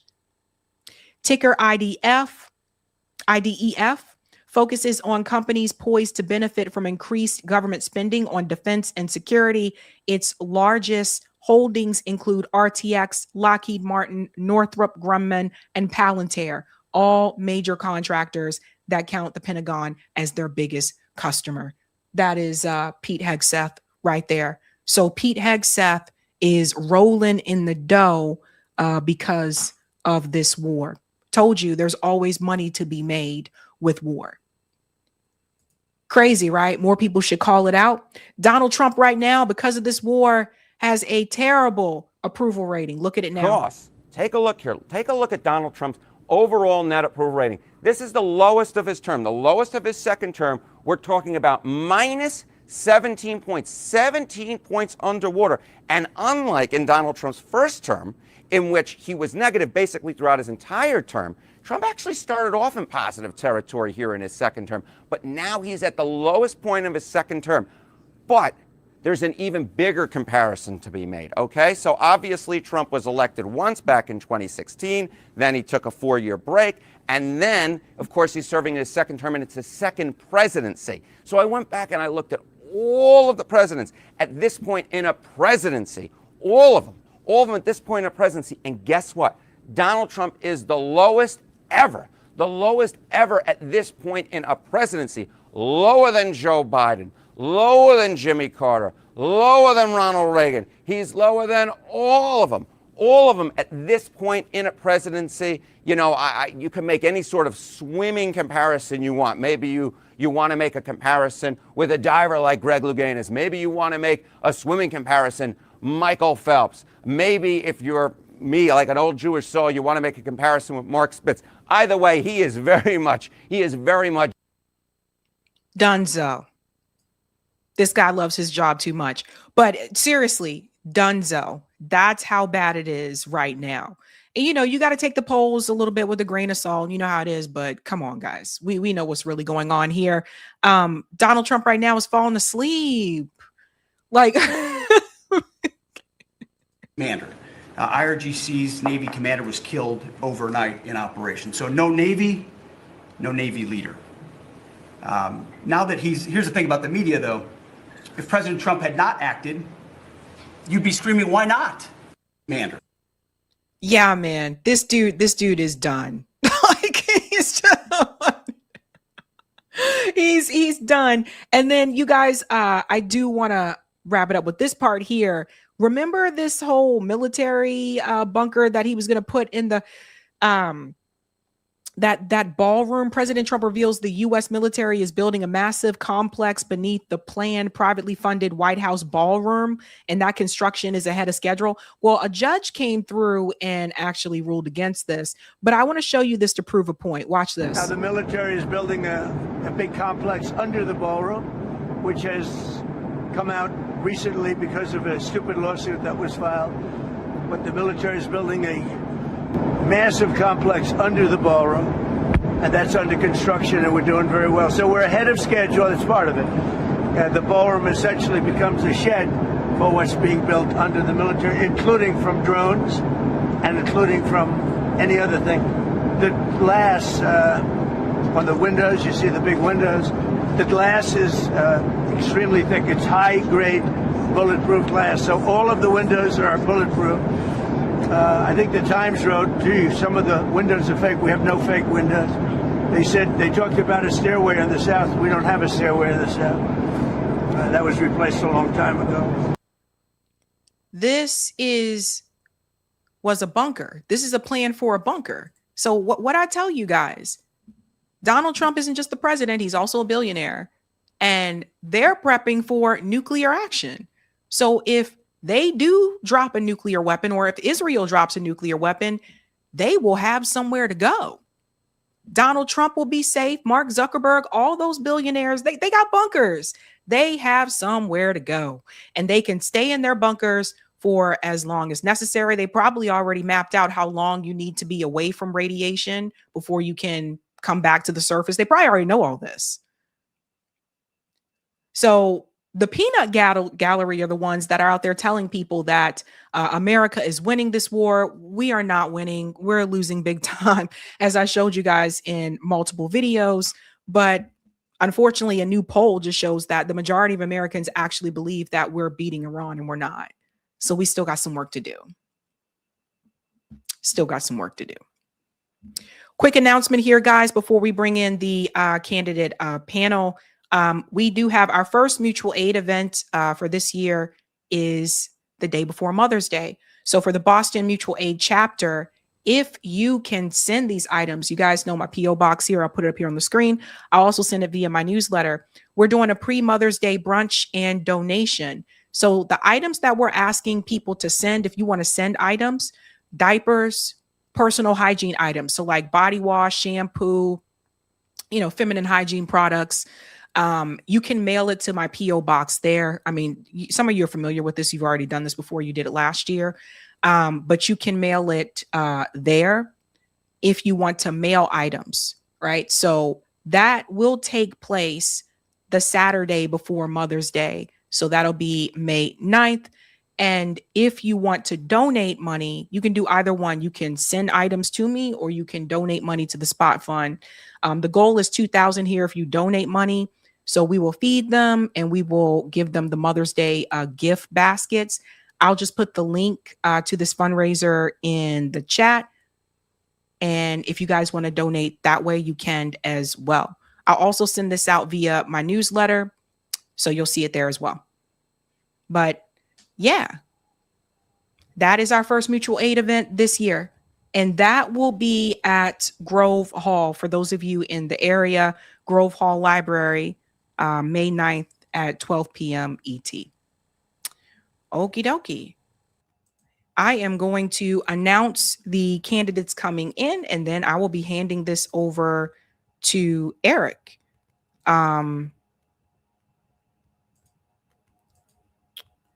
Oh, the poll. I'm sorry. Let's show the poll. Go ahead. I just don't want to keep them waiting because I know it's almost 9 o'clock.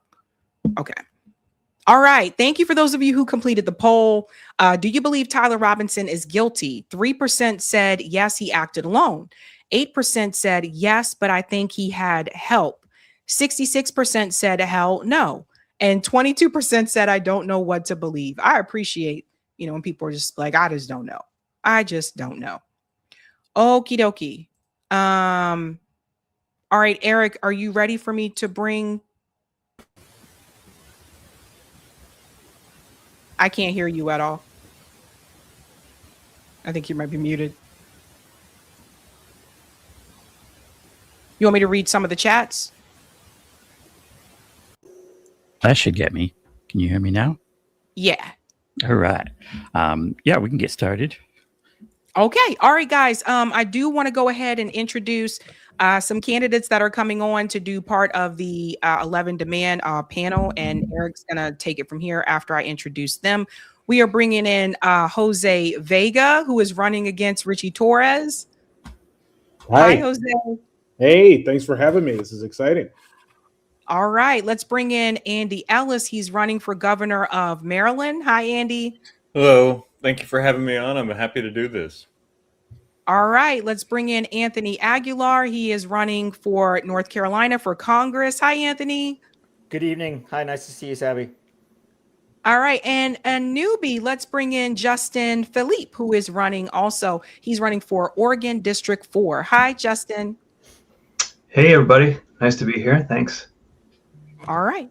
Okay, I will pass this over to Eric. I do want to let you guys know again, when we're talking about demands and not just 11 demands, but demands in particular, one of the things that Eric and I really agree on is like, in order to have significant change, we really do need to have a massive movement in this country. And we can have that movement outside of electoral politics or even part of electoral politics, but we need to have a massive movement in this country. So I endorse 11 demands. You may not agree with all of the demands, and that's okay, but I think we can all agree that things need to change. Right. All right. Okay, All right. Eric, I'm passing it to you. All right, here we go. And the other thing I'd say about it is whether you're talking about electoral politics or direct action, mutual aid, the connecting tissue, if you will, with these things, it would be the demands, right? That's why they're at the center of all this. I also want to welcome in my man Corey here. How's it going, Corey? Good, thank you. How are you? All right. Yeah, we finally got him on camera. All right. So I'm going to say, let's go from candidate to candidate. You can talk about, just give us kind of maybe a brief synopsis of what your campaign's about and where you're running. And yeah, tell us about what you're up to. We can start. We'll start with Andy. Okay, my name is Andy Ellis, and I'm running for governor of Maryland as a Green Party candidate. Maryland is a state that is deep blue as they come. Democrats have controlled both houses of the General Assembly in Maryland since they ended Reconstruction in 1866, with a few exceptions. They control the 8 or 9 largest counties with almost universal Democratic control, and yet we still have some of the highest incarceration rates in the country for young people. We still have some of the highest eviction rates, and we have borne the brunt of a lot of Trump's work in order to restructure the government because of how many government employees we have here. We also have the highest exposure to AI job loss in the country because of our proximity to DC and some of those things. And what we are running for is because we understand that Democrats in control of everything are not going to get us a better world, and that we need to bring a third party into the picture that can disrupt the system and bring about real changes and different outcomes, because people in Maryland need different outcomes than what we're getting right now. And so for us, part of the importance of this campaign is to be able to take the values and the platform of the Green Party and focus it on a state level politics, so that we can begin to develop what those policies look like when we're talking about it, not at the federal level, but at the state level, where a lot of the policy gets made, and in a place where Democrats have had control for a really long time, and they move slow, and they're conservative, and we want to move fast, do big things, bring the people into the government, and make sure that the people who are there right now either are accountable for making change or they get out of there. All right, cool. All right, Anthony Aguilar, tell us about your campaign, please. My name is Anthony Aguilar. I am running in North Carolina for U.S. District 13 for the House of Representatives. You know, here in North Carolina, I would call it very much a purple state that is waning more towards blue, but we have a lot of folks, a lot of people that just simply don't vote because they feel like they don't have a choice. So me running this time, I'm looking to give them a choice, to bring people out to the polls in the hundreds of thousands to vote for change. You know, we have a Democratic governor. We have 2 Republican senators. We have a pretty even mix across the House with our 14 representatives from the House of Representatives. My district is a Republican, the incumbent who's running again, who won his seat in the primary. But across the board, the majority, if not all, of the representatives, I know our senators do, and I know my representative congressman does. They take money from AIPAC. They are Israel first. They promote sending more and more of billions and billions of our tax dollars to a foreign government to fight unjustified foreign wars. And my platform is about bringing, keeping and bringing more of our tax dollars back here for the purpose of healthcare for all, childcare for all, increasing our paying our teachers and our firefighters and our civil servants better in our communities, bringing all that back home, saying no to massive AI facilities growing in our district, basically wanting to represent the people. And I not only take no money from AIPAC, I take no money from any political action committee at all. I take no money from lobbyists or special interest groups or the military industrial complex or mega donors. I represent the people. And when I go to Congress here, when we win this election in November, and by next January when I'm in Congress, we'll have a representative from North Carolina District 13 that does not take money from a special interest, that represents the people and not big money. And that's also a big part of my platform, is getting rid of big money out of our politics. And it starts with the candidates. It starts with the candidates running. There is no magic recipe. It starts with candidates not taking big money. So that's what I intend to do here in North Carolina. Nice.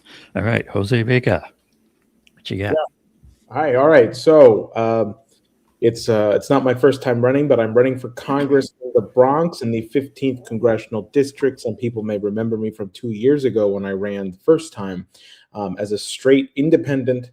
I started with nothing, but just a few friends that believed in me, and now I'm really happy to be here with everybody else who's declaring their independence. I can't say much as to where things are at this moment, but all I'll say is there's some good news coming in a couple of days.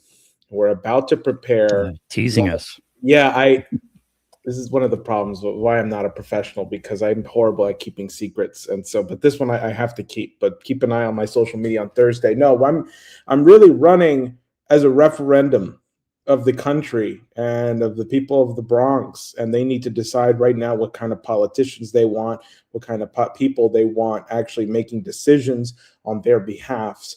Because this isn't just Republican versus Democrat. As people know, I'm running in the primary, not because I'm a Democrat. I'm running in the Democratic primary and the independent general election, because people need to confront the tension that exists. Now, let me just ask you a quick question, because some people have been concerned that you're running in the Democratic primary. Mhm. So can you answer those questions in, like, does that mean that you're a Democrat now? I'll put it that way. God, no. I'm taking advantage of the fact that New York City has fusion ballot laws, meaning that you can run both as a Democrat and an independent. If I could only pick one, I would go straight independent. But I'm doing everything at my disposal. And because we have the ability to organize and use the resources to do both. If I could only pick one, I would pick straight independent all the way. But I'm doing this because here in New York, there's a complete shutout and blackout of independent candidates. Okay, Richie Torres ignored me the last time. He has no reason not to debate me. And especially after Thursday, which again, I can't say why, but on Thursday, he will have no reason not to debate me anymore. And so he will have to listen to me, confront me, and I will take the people that support me in the primary right out of that party. We will march out of that party right into the independent. So, yes. All right. Nice. All right. And Justin, our man out on the West Coast, tell us about your campaign and what you're up to, and make sure you unmute. Thanks for reminding me. Yes, West Coast. I guess thanks for inviting me, Eric. I agree. This needs to be a big people-powered movement, a mass movement. And I just don't think that's ever going to happen inside the two major parties that are owned and operated by billionaires and corporations. So then the question becomes, where do we organize that power? And that's why we're organizing in the Green Party, which is an eco-socialist party. I believe it's got a great platform. And like Jose, sort of like what inspired me to run, I think, in part, I don't want to speak for him, but like was the incumbent's position on genocide. We have a Democratic incumbent here in Oregon's 4th Congressional District, Val Hoyle, who gets a D from the U.S. Campaign for Palestinian Rights on this issue. And, she's funded Israel over and over again. Part of our campaign in 2024, like Jose, this is my second time running in 2024. We had demands around that issue, which we can get into later. But I mean, the political system as it exists today is not sufficient, and we really need a vehicle with which we can build some actual people power, because I just don't think we're going to get that from the entrenched parties. Nice. Yeah, well, what you'll hear, from myself and Sabrina and from 11 Demands is that real focus on corruption. And one of the things I'm going to be asking everyone, but that includes all you guys, is to actually, be using that word, to call that out. There's an acronym that we like as part of it, MCDS, Money, Corruption, Demand, Solutions. And that's kind of the framework. But kind of along those lines, I guess one place we can start is each one of you are going to be running against an incumbent, who's sitting in there now.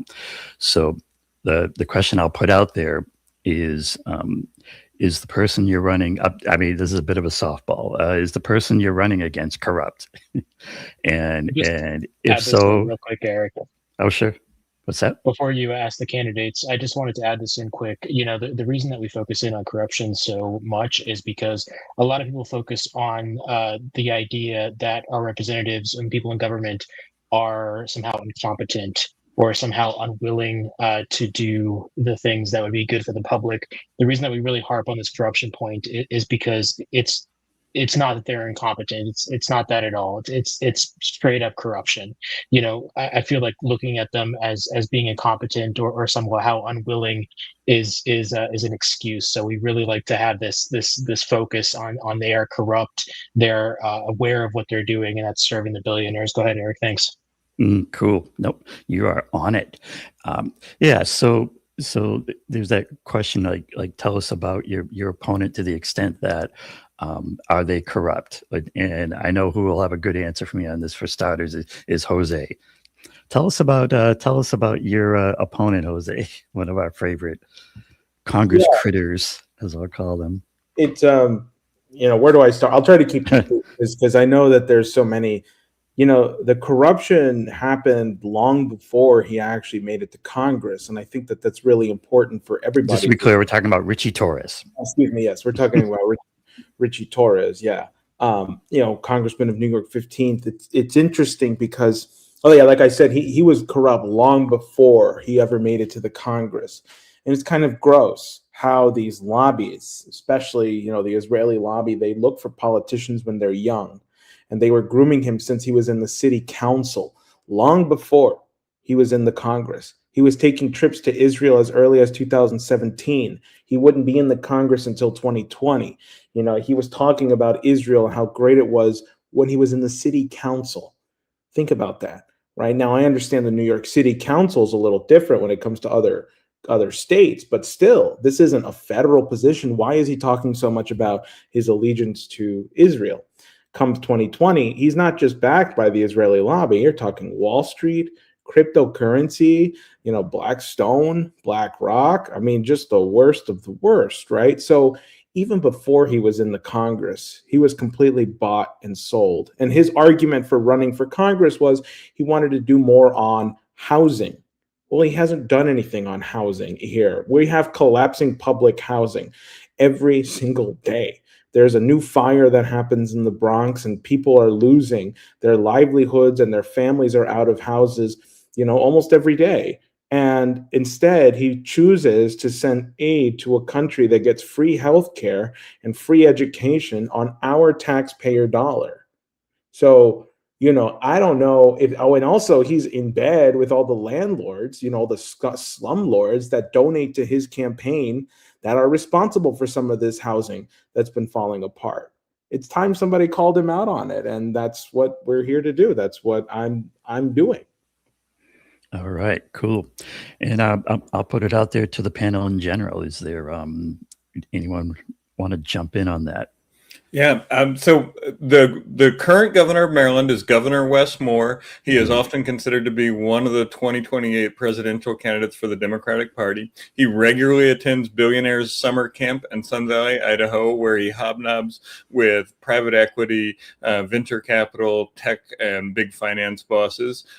He passed shortly after getting into office, he prioritized a bill that he said would allow the data center business to be supercharged in Maryland. After visiting with those folks in Billionaire Summer Camp last year, he went along with several other governors to put in a proposal to our regional grid operator that would have allowed, on behalf of the data center lobby, that would have allowed data centers to come into Maryland using fracked gas plants alongside it. He works very closely with the gas industry, the natural gas industry, where he has appointed people to key positions of power that are in bed with the gas industry, literally. And those are on things like our public regulatory system for energy. So, I mean, there's this whole nexus for him around data centers, tech, and big finance. He is an Oxford grad. He's a Rhodes Scholar. And so he has good connections to big law, big finance, big tech, and big consulting firms. And he uses that as how he runs the government. He's also intending to run for president in 2028. And he has $8 million stashed away in his local campaign finance account. And then he has several federal PACs that he uses where folks pour that in. On our live stream, we've done a lot of coverage about data centers, his connection to big tech, his connection to the gas industry, and his connection to AI. And we've been doing some Maryland Public Information Act requests to figure out what those connections are. And we're running into what I would say is both the sort of self-dealing of those type of folks that have those type of connections, but also the incompetence. There is incompetence there in a sense, in that, you know, he put together this big AI executive order about how we're going to protect workers and we're going to protect the environment and all of that.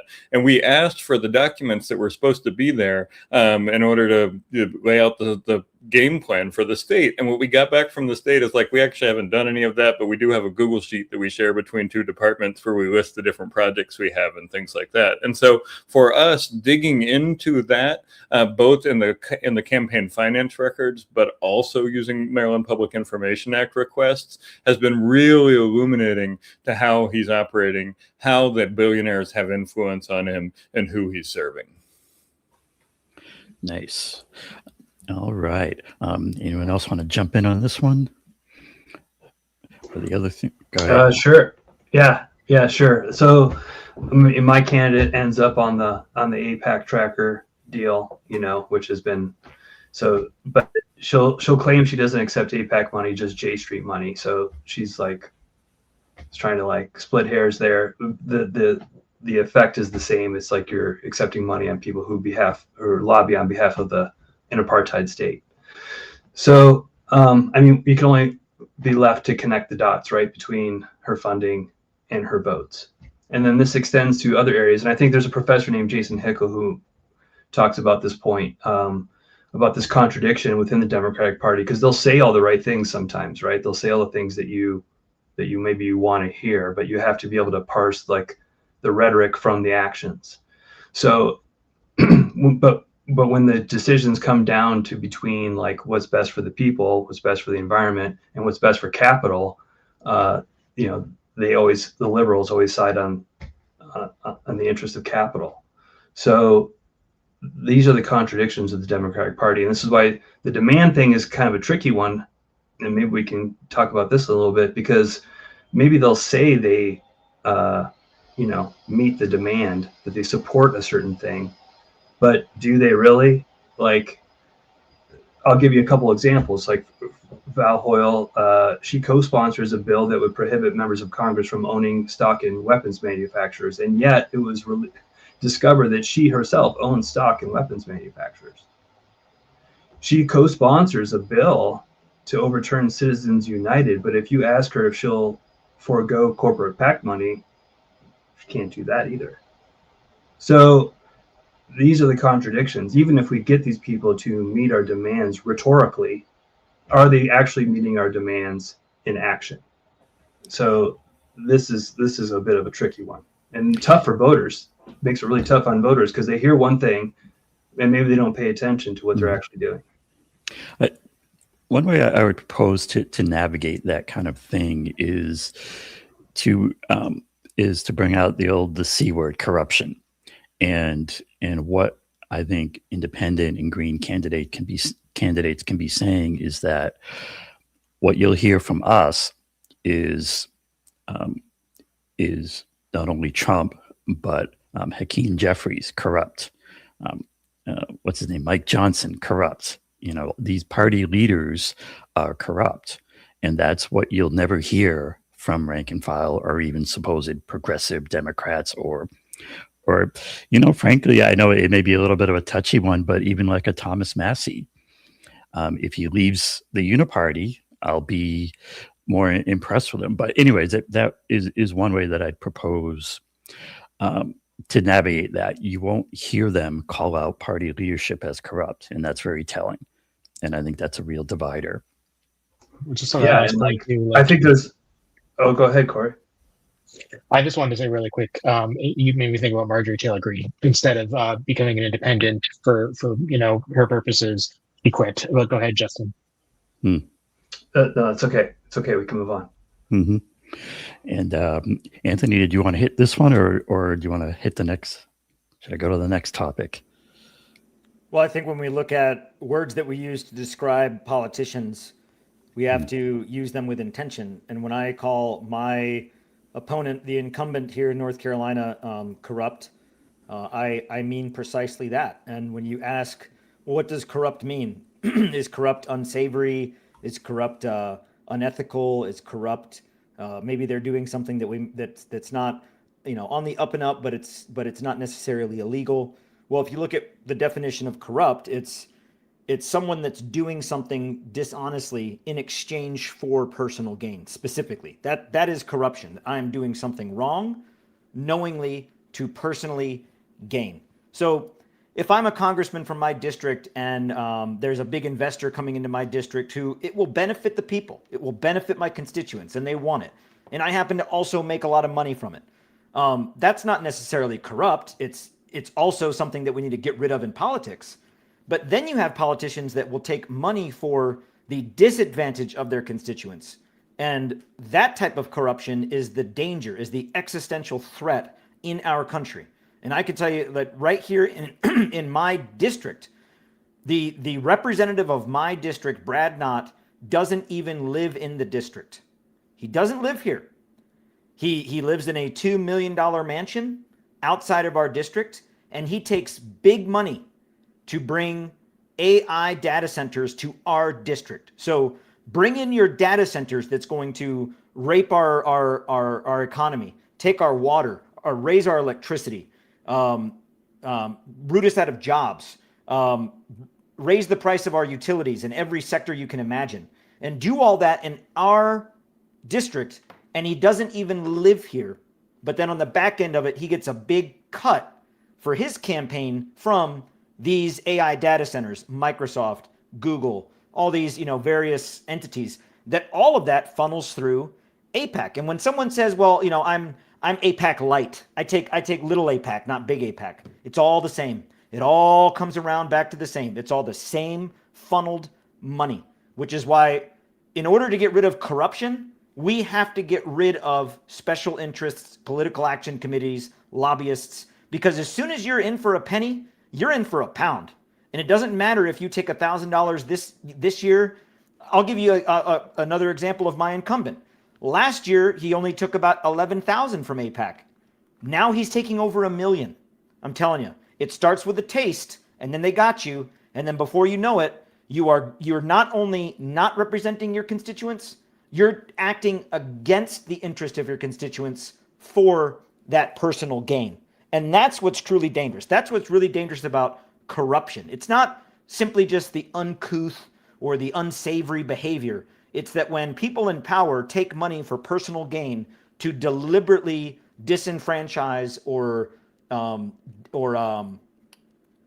de-benefit the people they are sworn to represent. That's why corruption, in my opinion, it's an existential threat to our governance.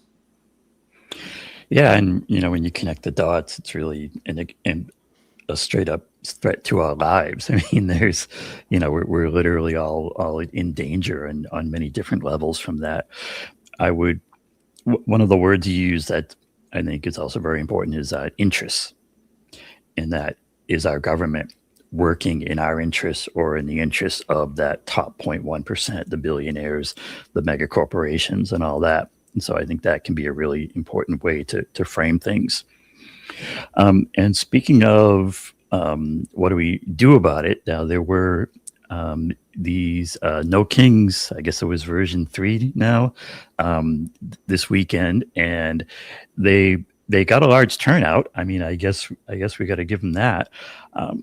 But I guess I'd be interested in your opinion of these No Kings protests. Are they effective? Are they addressing core issues? Are they something that can be leveraged? And let's start with Andy. Yeah, so I mean, I think this is an interesting question. I think they are effective at channeling people into the Democratic Party. I think they are effective at channeling donations to Democratic candidates. I think they're effective at channeling money and signups for lists of people that will be used in order to promote Democratic Party causes. And I think I've never seen them as anything other than that. So I'm kind of okay with that, right? Like, it's like, okay, they're going to do that. That's fine. I have no ability to stop it. I don't want to try to take the energy to try to stop it. And so for me, I think we've had a lot of debates internally in Maryland and within the Green Party about whether these things are good to go to and whether it's good to be seen being green there or whatever. I'm really skeptical of the benefits of showing up with a sign that says the Green Party is the right way to go or something like that. We have signs that say billionaires run both parties, vote green. We'll certainly take them to those things and we'll certainly give them to people who want to go to those things. But for me, the value in them is the ability to have a plan and say, there are going to be 27 people here who I know are probably going to be here that I will be able to see, that I would like to give information about my campaign, and I will see them all at one place at one time. And so if I can see them there, or if I can see them in the State House in Annapolis, or if I can see them at City Hall for a bill hearing, I'll be happy to go do that. But I don't think that these things are helping our movement to build power outside of the two-party system. I think they are helping to build up those organizations that are participating in them. And at the same time, fine, go do that. Plenty of people have hobbies. Plenty of people have things that they want to do. And I think we can have discussions about it, but I'd rather spend my time talking to the people there and then discussing with folks who are equally aligned what we can do to build the kind of power we need in order to deliver on the demands that we're talking about. All right. I'll throw it to Jose, and I'll put this in. Like, is there something that can be leveraged from these No Kings? Well, I think these No King rallies, and it's interesting because, my friend Diane Sayre is running for president. And so she had a lot of people out in various different states. I can tell you from the experience that our team had in the Bronx for my campaign, there was a Bronx No Kings rally, which was overshadowed by the one that happened in Manhattan. But there was one in the Bronx, and it wasn't as attended as the one in Manhattan. And what my team was reporting to me on the ground was that a lot of people were happy that we were there, not necessarily because, they were like, oh, Jose Vega, yeah. It was more so, oh, Richie Torres, God, he has to go. I'm so glad you're here because we hate Richie Torres. And these were, kind of like what Andy is saying. It's a lot of people, are going to be there. A lot of them, at least in the Bronx, you have to remember, it's the poorest congressional district in the country. People are coming out because they're anxious about the war in Iran. And that was what was interesting, was this sort of intersection of people who want this war to end, who want to do something and don't have an entry point into what is it the thing that I can do. And however, like we had a team out in Texas that was, tabling for Diane. They just reported it was like a lib picnic, basically. I should be at brunch, the whole, typical liberal, whatever, right? So it was very dependent as to where you were, I think. But overall, it's never a bad idea to meet people in public if there's going to be a large gathering, especially if it's any kind of political context. And I don't think you should downplay people's anxiety right now. The gas, is through the roof. It was like the highest today. It was like $4.16 here in the Bronx.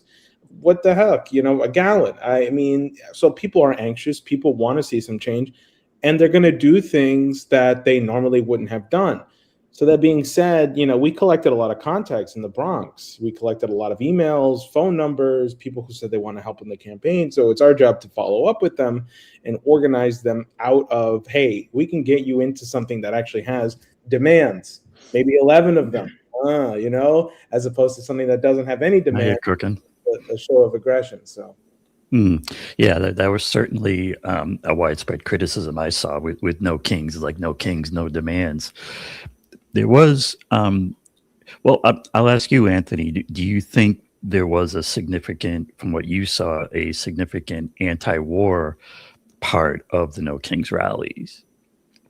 Yes, and what's encouraging to me about the No Kings rallies and the movement in general that we've seen over at least just this year is that increase. I think that for this round, if you will, or this turnout, there were approximately 8 million nationwide. If we looked at what there was last time, there was about 3.5 million. So, I am a believer in the science of that 3.5% of that threshold, of that tipping point of nonviolent action, to where you have enough people who are unsatisfied, dissatisfied, who are willing to speak out to actually make change. So what happens when we get to that in the United States, 11.5, 12 million? I think we can get there. The question is then what? What are the demands? What's the change? You know, it's like when the dog is running after the car. What happens when he catches the car? You know, what then? I think that if the No Kings movement is simply to replace a Republican Party with a Democrat, we're not really replacing any kings. We're just replacing a different king. So looking at, you know, I think that the No Kings brings together a lot of different viewpoints in terms of things that people are dissatisfied. But in the near future, and really now, in order to take advantage of that power, that people power that's growing, there must be a very finite and defined purpose, demand, and end state. That we, the people, demand X because of Y, and this is what we're willing to do to get it. And that has to be very clear. And right now, I think that there are various voices within the greater No Kings movement, because there's so many organizations that are certainly very, very effective and very, very powerful in their own right. But that's not going to get us to a point of the change that we want. And what we can see in the United States is we can see in the United States in the past, but in other countries. And I have served in other countries during these threshold moments of this 3.5%, either tipping or failing. I have been in countries when governments have fallen and coups have overthrown governments successfully or unsuccessfully. I've felt it and I've seen it. And this is one of those moments where if you have a movement, but you have too many different, better way, lack of terms, too many chefs in the kitchen, you don't have a leader that's driving the movement forward to actually make change in terms of what is the change we want, what do we have to do to get that change. And I think that in my opinion, what I see right now is we have to do away with the two-party system as our entrenched way of government. And I don't mean get rid of the Democrats and get rid of the Republicans. I mean get rid of this duopoly of this binary dilemma of choice and bring in other parties to where you have competition within those parties to actually compete to do good for the people. But simply saying, oh, remove Trump and the Republican Party, but just replace him with a Democrat, you're just throwing the baby out with the bathwater, in my opinion. Mm-hmm. All right. And Justin, our man on the West Coast, did you see a big No Kings turnout in your neck of the woods? There was a pretty good. I did not go, but I'm aware that there was a pretty good sized turnout. I guess there's a couple questions, right, Eric? It's like the first question is, what is indivisible and what is its purpose? I think its purpose is basically where we're headed is, and I think we saw this from the outset, it's basically a get out the vote movement for the Democratic Party. That's where it's headed. It has big money financing. It's been endorsed by like Hillary Rodham Clinton. We had our pro-Zionist senator as a guest speaker at the one in Portland, Ron Wyden. So let's just be honest about what indivisible is first and foremost and what these rallies are intended to be. Now, the second question is, can we leverage them as people who want to change the system? Because I would not say that a democratically funded get out the vote project is a change the system project. It's not. It's a maintain the status quo project. But can we, the people that want to change the system, leverage that to our advantage? I mean, a lot of people would argue that we need to be there. And I think they'd make a good point, right? You need to engage with the people that are out there, especially people that are already somewhat politically inclined. Are you going to get through to many of them? I don't know. But it doesn't mean we don't try, I guess. So these are different questions. I applaud everyone that was out there trying to maybe change minds, to maybe get people to consider imperialism and capitalism as sort of the root cause of a lot of our issues. We can hope for the best, but I think it's sort of a two-part question, right? But But yeah, I think we need to acknowledge the issues, inherent issues in this whole indivisible thing, and not pretend they don't exist either. Sure. Yeah, it one thing I always come back to is that we need numbers. Right? We need bodies. If we had, if we could turn out, like in Boston, I read it was like 180,000 or something like that.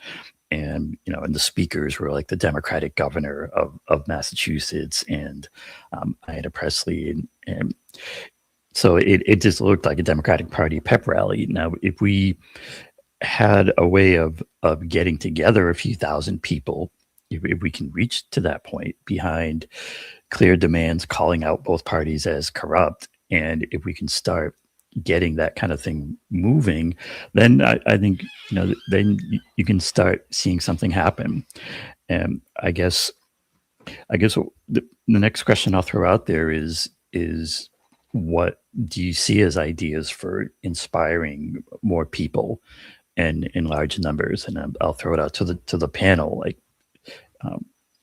do you have ideas in that regard of reaching maybe the people who aren't so engaged, but who get it, that it ain't working now, and that it's corrupt? You know, I'm going to say is call out the corruption, but or maybe I don't know if anyone wants to jump in, or Corey, or go ahead, Jose. Well, I'll say this. I mean, I think a lot of the appeal that comes with candidates like Tony and Brian McGuinness is the fact that they've acted and they've seen them speak the truth, right? You know, I know in my case on my Instagram, the video that continues to go viral is the one of me shouting down the State Department tool Matthew Pottinger, where I just say, oh, you think I care about Xi Jinping spying on me when the NSA already spies on me? And then it's the fact that I'm tackled to the ground and they start choking me. And that video, like I get 100 new Instagram followers a day because that video still makes the rounds. And people still comment saying, like, is this guy okay? Is he safe? Right. And I know that people were doing the same thing around Tony and Josie's video, and they did the same thing at a hearing. And so I think we need to inspire people to stand up and intervene. And I think that that's also a way in which people will actually trust the people running, is people who engage in legitimate acts of nonviolent direct action. You know, people who put their lives on the line to tell the truth, people who will risk it all because they have nothing else to lose. And frankly, we're all in that kind of situation. I mean, I know Trump is supposed to make some announcement tomorrow at 9 p.m. Eastern time regarding the war in Iran. Now, it's not clear if he's going to announce victory or if he's going to announce boots on the ground. And there's probably a reason for that ambiguity, because they probably still don't know what they're going to do, frankly. And it's a very uncertain, anxious time right now that could become nuclear. And I don't mean this in a fear-mongering way. I just say that it's very true. Israel is an unstable nation with undeclared nuclear weapons. These people are insane and will launch a nuclear weapon if they genuinely feel threatened. So, you know, people want some clarity. People want some direction from people who are willing to stand up and call it out. I agree. And you know, definitely going back to your first point about show, don't tell. Yeah, that's very important. And I know you guys with your advocacy are out there at these events and showing them, which is something that our current, you know, political class is not doing. You know, they're not putting themselves out there. So, you know, that is great to see. Eric, I'll throw back to you. All right.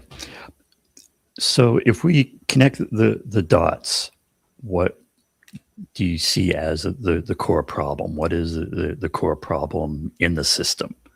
I'll put that as an open question. Who wants to take a shot at that one? So I think in the state government level, the problem may be a little bit different than it is at the federal level. And I think at the state level, there's this entire lack of accountability that occurs to voters, because there's a whole bunch of races that are uncontested across state legislatures across the country. And because of the gridlock that has happened in DC, and because of how expensive it is to work in DC, the parties have fanned out to the states in a lot of ways in order to try to take over state houses, in order to have that be the place where they can exert a lot of control. And so you look at a state like Maryland, which has a Democratic supermajority and a veto-proof majority in both houses of the General Assembly that they've had for decades. And that means that a lot of those folks don't have competition. A lot of those folks were never elected. A lot of those folks were appointed because we have an appointment system in Maryland. You know, there's a person that I was talking to a couple of months ago, and he said, I'm a Democrat, and I call my Democrat state delegate all the time, and I ask him why he's not doing anything on health care. And I said, did you know that in 2014, your Democratic state delegate was appointed to his position because there was a vacancy? And then he ran in an election in 2018 where he had no primary. And then he was appointed, and no general. And in 2022, he had no primary and no general. So he's never faced voters. He has a position that he's had in state government for 8 years where he's able to cash big checks and have a lot of influence. And he's never had to be voted into that position. The party put him into that position. And when we have folks like that at the state level, they stop being accountable to voters and they start being accountable to national narratives, big donors, and party bosses. And we see that, and it's not Maryland, it's not just Maryland. Across the country, something like 60% of state delegates don't face competition in either the general election or in the primary election. And when you have that amount of power and that access to money, and you don't have any competition, there's no wonder that people start doing things like in Maryland today. We just approved, both parties just approved $180 or $130 million cut to disability services that didn't need to be cut. And they're going to take people off of services that are using those services for their lives right now. And if they get the sort of version that they're trying to do, they'll funnel them into programs that are run by nonprofits, programs that are run by corporations and things like that. And the reason that the families who are complaining about this can't get their elected representatives to do anything about it is because there's no challengers and there's no political consequences for their elected representatives to do it. So they can do the things that make their donors and these big healthcare organizations happy. And I think at the state level, that is the fundamental problem. People don't know what's happening, and that allows state legislators and state governments to be unaccountable to the people, and thus accountable to big donors, national narratives, and party bosses. And I think it's different at the federal level, but I think it's really worthwhile to point out like how the dynamic is different at the state level, because that determines a whole lot of things. If you're on disability services in Maryland, today was a terrible day for you. And no matter how many rallies people had, no matter how many letters people wrote, if there's no challenger and there's no political consequences for the people who made those votes, then they're going to do the things that the corporations want them to do. Yeah, I mean, I guess the way I would maybe nudge you a little bit or push it is that there is a through line here that who the representatives or the so-called representatives are accountable for at the federal level or the state level are the moneyed interests. It's that billionaire class. Yeah. It's the mega corporations, which are basically the same thing. And so I would propose, just having a real focus on that, because it is a driving factor at all levels of government. They are representing the money, the moneyed interests in the 99%. I would say two parts about it. And the other thing I would just say is what's good about that is it also points us to what we do about it. It's about the corruption. It's about fixing that, having that demand. Sorry, go ahead. Yeah, I mean, I think that one of the differences there is that the level of scrutiny on federal people versus the level of scrutiny on state people is just significantly higher, right? And so that corruption can occur even if it's not very good at the federal level. The ability to have national organizations that are tracking people, like there is an APAC tracker at the federal level. There is not very often good trackers at the state level to say this person is taking this money, this person is taking this money. And some of that is because the corporations have hollowed out the newsrooms that used to report on this. this and have shifted the media assets that they own to reporting AI slop and regurgitating federal stories and things like that. But I think you're right that there's a through line about the moneyed interests. And I think that the difference is there's more awareness of it at the federal level, and that the state level is the level at which there's the least awareness of government whatsoever. Most people know who their president is, probably know who their senator is, maybe know who their congressperson is, maybe know who their mayor is, probably don't know who their city council person is. Very unlikely that they know who their state delegate or their state senator is. And those folks are subject to those moneyed interests, and without any awareness about it, they almost get to operate in more silence than the people at the federal level. There's different ways that the problem manifests, but I think at the state level, there is a disconnect between the people making laws and the people who are being governed that is really significant and really drives a lot of the ways that the corruption works at the state government level. Definitely would agree with that. You know, and also I want to bring it up without bringing into a debate about modern monetary theory, even though at this podcast that is economic policy that we agree with. But I do just want to bring up on the back of that, Andy, is that of course, the federal government prints its own money. State governments do not have that luxury. So that is also definitely an important, difference, considering, Andy, out of the 4 candidates here tonight, you are the only one running for a state position. Right. I'm the only one who, if I win, has to balance a budget. Right. Yeah. Right. And that's a constitutional requirement in 49 states. And it is because we can't print our own money, and so that is what you can do is tax the billionaires. We can tax the billionaires. Yeah. And part of the, these cuts that Westmore ran in 2022, he talked about taxing. I do want to give, I do want to, Can I just say this one part quickly. Real quick? And so he had a huge mandate when he came in 2023, and he could have immediately taxed the wealthy at that point. He waited until it was politically convenient for him in 2025 to do a small boost of taxes on the highest earners, and that amount of money would have stopped the government from cutting the disability services of people that they cut today. And so if he had done it when he had a supermajority in the first year, it would have brought in enough revenue that people on disability services in Maryland who lost their services today would have been able to keep those services if they are true to their word and they wanted to keep them, but they were just facing a fiscal cliff. Yeah, and we shouldn't even be close to having to make those kind of decisions. That's what's ridiculous about all this. Is another word we should probably throw out there a lot. It is ridiculous. Yeah. So I'll throw it to someone who's not ridiculous, Justin. And what you got? I was just going to make a connection between the state and the federal a little bit, just to piggyback off Andy. And these state legislatures and even the governor, these are farms for federal offices, right? Like your governor currently is a potential presidential candidate. And so I get, we live in a blue state here in Oregon, where a lot of people tell me, well, the Democrats here are good. Maybe they're bad at the federal level, but they're good here. Well, where do you think Val Hoyle started out?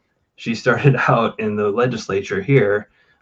These are like the grooming grounds for people that are ultimately going to serve the ruling class, the corporate, the donor class. This is where they get their start. And that's what they end up doing. Maybe they don't start out knowing that. Like AOC used to canvass for Bakari Sellers when he was a Green. Do you think at that point in her career she saw herself in front of the entire world lying about a ceasefire, about Kamala Harris working tirelessly for a ceasefire? But this is what happens to you when you become part of that entire machine. It just you just become another cog in the machine, and this is why we have to organize people power outside of that duopoly structure. I'll just leave it at that. But yeah, there's a through line. Mm-hmm. Yeah, and one thing I'll be trying to do with all this too is I would suggest as candidates you put it in terms of demands. Right. What is your demand? What is the demand of the 99%? and the demand should be to end the corruption for one thing. And, the parties are implacably corrupt. And so a demand to end the corruption is a demand to get rid of really any candidate who's up for election, to vote them out if they're in these parties. So, talking about the core issues, I wondered, Anthony, if you have input on that. What do you see if you're looking at this systemically of like how this all works? What would you say is like the core issue, the core problem? Well, I think that the through line to that has already been discussed is money, power, influence, which are the components of that corruption. But if you look at the through line to how does your average American that runs for a position, whether it's Senate or Congress or commissioner or whichever, I think that there's a lot of responsibility on the American public, on the American citizenry to hold those accountable as well. And I think that if we look at how do these things manifest, they don't manifest overnight with someone, here I am Joe Public, I represent the people, now I'm in position and I'm this new, entirely different person. It's not how it happens. It happens through the incipientness of special interests and everybody running for their campaign to fund their next campaign. We know that politicians they're just constantly campaigning. So we, the people, should hold a certain level of accountability to call those things out and to question those things before it's too late, when all of our money is going to things that we then can't stop the machine towards funding. And I'll give you a case in point, like with the National Defense Authorization Act, this past fiscal year, $198 billion. Next year in next year's fiscal year, 1.7 trillion. We can have all the change we want in this election in November and put in a whole new Congress. The 120th Congress can look completely different in January of 2026 or 2027, and it won't impact very much because those things have already been set. So more Americans need to start paying attention to these things a year in advance, a year out, not when they're already happening, because the things that we're seeing happening to us now were already put into progress a year ago. Those congressmen that served that are now no longer there, they did that. And those that are here now, they perpetuate that. So Americans really need to start engaging more with the responsibility and asking those questions and holding their representatives accountable. In my district, House Resolution 3565, HR 3565, block the bombs. It's been on the House. It's been on the floor now for over a year. This isn't new. And then even so much as where the President of the United States directed that there's going to be a ceasefire. Here's my UN Resolution 2803, this beautiful peace plan. We're not going to be at war anymore. Okay, Congress, then why are you continuing to take our tax dollars to spend in the military-industrial complex, to spend $40 million per bomb to send them to Israel for a war? Apparently, we're supposed to have a ceasefire. Why are you doing that, Congressman? Well, we can't just stop the production line. No, we can, but we're not, and why not? And then you look one level deeper. Okay, well, this politician takes money from AIPAC. Okay, that's concerning. But this politician also pads his personal portfolio with Northrop Grumman, General Dynamics, Raytheon. Look at Mark Wayne Mullen, the former senator of Oklahoma, who has now been appointed to be the Secretary of Homeland Security, to where every incident leading up to this war with Iran, it just so happened, coincidentally and conveniently, that every announcement we made of either we're going to step it down or we're going to step it up, or we're going to step it down and step it up, he just happened to invest in his personal private interests of stock market in the right thing at the right place at the right time. And if we don't start calling that out and we don't start demanding that there's accountability for that, they're going to keep doing it. I mean, they're going to keep doing it. So is it money? Yeah, it is. Is it power? Yeah, it is. Is it money and power and special interests that lead to that corruption? It is. But it's also because we, the people, allow it. All right. So one of the things that people are going to be asking then are what do we do about it? Right? What are the solutions to this? And, from an 11 demands point of view, we like MCDS, right? You go from the money, you call it the corruption, then you have clear demands and then solutions. And so I guess if you want to put it in that framework or whatever framework you want to get to those solutions, and I'll start with Jose, what do you say to someone who, maybe in your neck of the woods says, what are you going to do about it? Yeah, well, look, I think, and kind of just harping into what was previously said, I'm not afraid to say that the constituency has to take more responsibility for its government. I hate this phrase, but it's a phrase that I think is very true. People get the government they deserve. And I abhor that phrase because nobody actually deserves the government that we have now.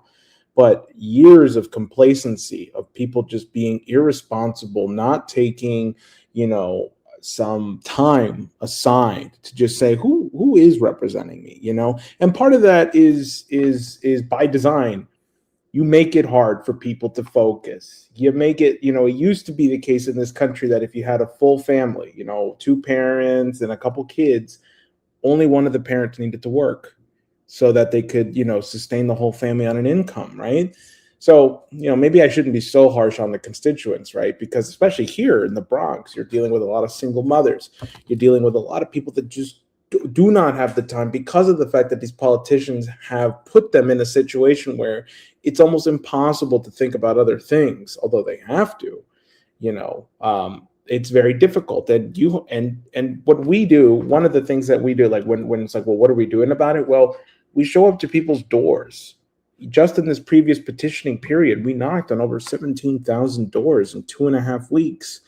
We spoke with so many different people who signed our petition, and I can't give an exact number yet until Thursday. But, we spoke with so many people who signed our petition and were just happy that, first of all, that they saw my face. I'm running for Congress and they see me there, that I listen to them, but that, I show them, not just examples of me intervening, but also tell them look, they asked me that question, what are you going to do for me? And I say, frankly, if I told you anything right now, would you believe me? And they said, honestly, no.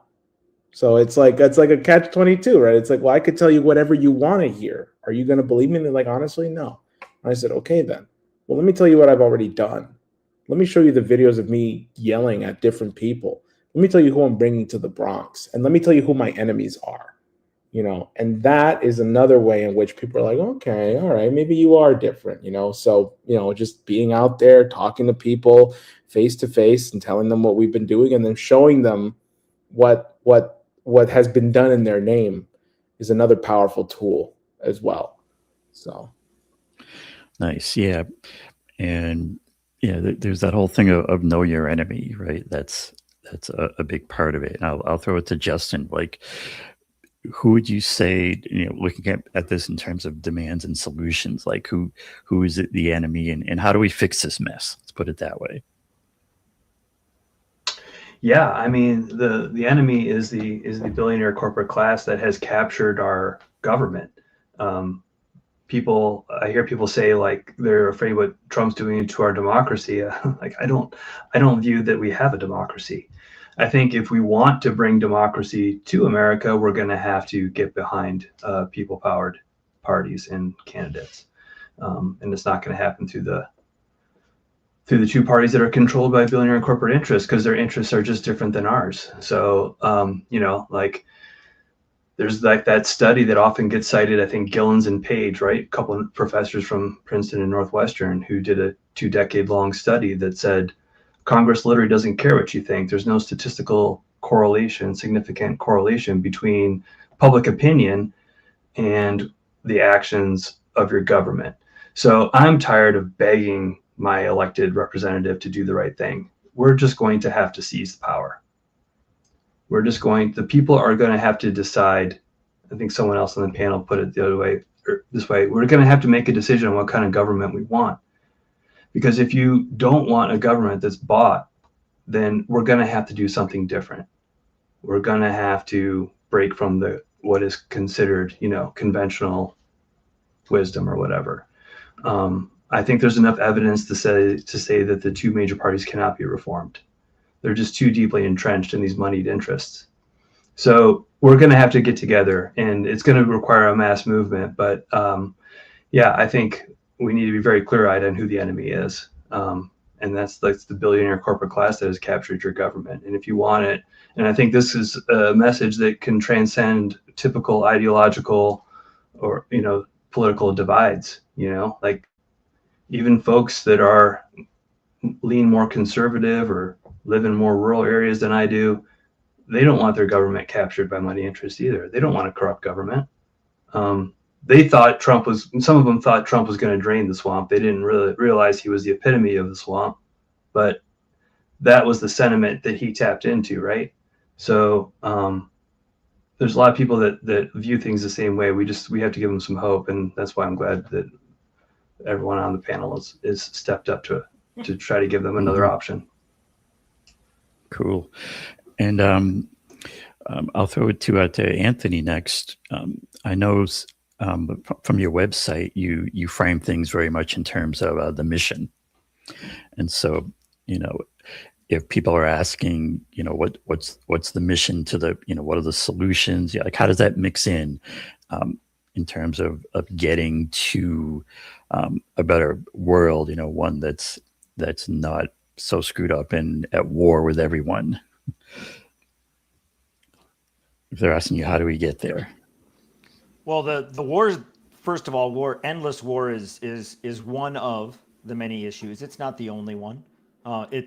It's frighteningly one of the most expensive and most destructive. But if you look at the wars that we have fought in the last quarter century, Iran now being one of them, and before that, Iraq, Afghanistan, Syria, the southern Philippines, Central Asia, places that we've been fighting wars in places that most Americans aren't even aware of, other than when they hear Iraq or Afghanistan or Syria, there's dozens more. And when you look at that, I am now convinced that those wars have not been fought for freedom, democracy, security, prosperity. They've been fought for special interests. They've been fought for Israel. They've been fought for special interests for the corporate billionaires in the military-industrial complex. And those are the wars that we've continued to fight and why we have fought them. And we can end endless wars by taking special interests and billionaire interests out of our government, where we have billionaire lobbyists that prod our politicians into, that this war would be a good idea. It looks like that place needs some regime change. Cuba's next. Looks like a good season for regime change. And then as soon as these wars come to the scene, the billionaires get, like, even right now, the company that's moving forward to set everything up for soldiers, for troops, for this possible ground invasion of Iran. That's Kellogg Brown and Root. Who is the company that went in on the ground to set up everything for Iraq when we went in to bring democracy and freedom to the people of Iraq? Kellogg Brown and Root. It's the same companies. Famous KBR. Kellogg, KBR, all those the same companies. Their names might change a little bit. It's all the same thing. And America, I think what we're seeing now, more so than ever, probably since Vietnam, but even more so, our Americans are waking up and smelling the situation and saying, that doesn't sound right. That doesn't look right. That don't smell right. And what my alarm clock or my battle cry to Americans is that before we get into the situation where your sons and daughters and brothers and sisters and mothers and fathers are being drafted to go fight in this war because we get boots on the ground into a $20,000 or a 20,000 soldier initial commitment that really is not going to be met until we have millions, and even then will lead to failure. Ask me how I know, because I spent 4 deployments to Afghanistan and multiplied deployments to Iraq. I've seen it. I know where this goes. And before we get to that point, we can demand that change now and say no, and say not on our name. We are not going to do it. What America has to realize right now is that our Congress, the 119th Congress, has capitulated its responsibility and its duty.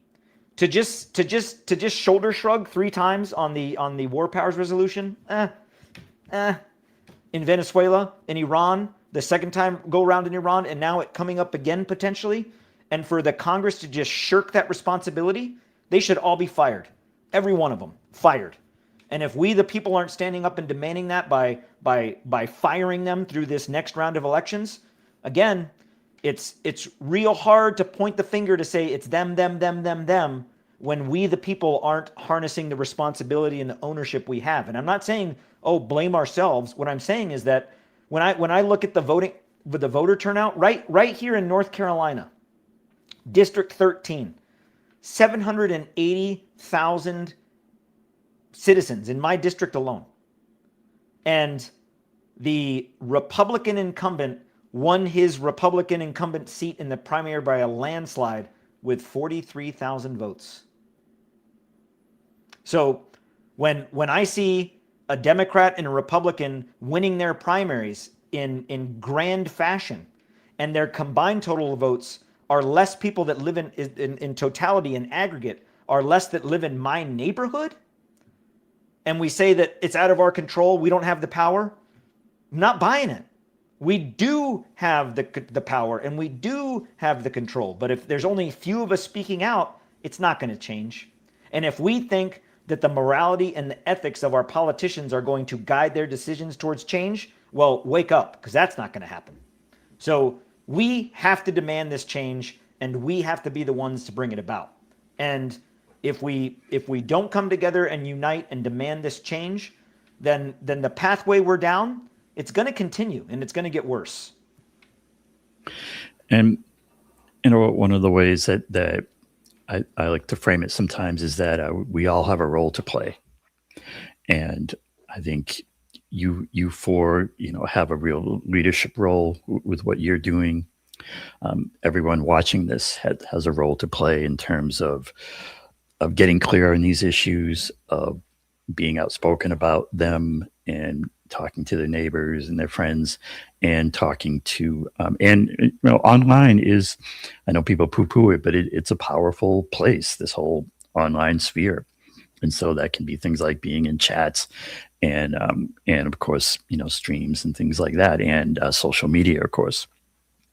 I want to give Andy a chance on this. And if people are looking to you, Andy, and saying, what are your demands? What are your solutions? And, I think you can be looking at this at, of course, your state level.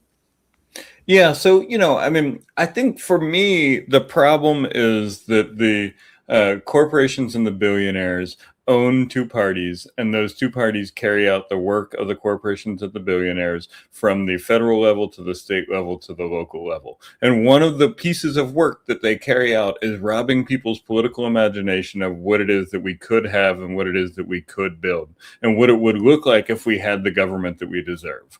And so one of the things that we try to do in this race is to give people a vision of what it would look like if there was a governor that had the courage to stand up for them and stand up for what they are willing to fight for. So, the teachers unions and the public sector unions in the state of Maryland had a bill in the General Assembly this year that would have allowed public sector workers to have the right to strike. To me, this is kind of a basic thing. If you are a union and you don't have the right to strike, then you at least have one of your hands tied behind your back and probably have both of them handcuffed behind your back.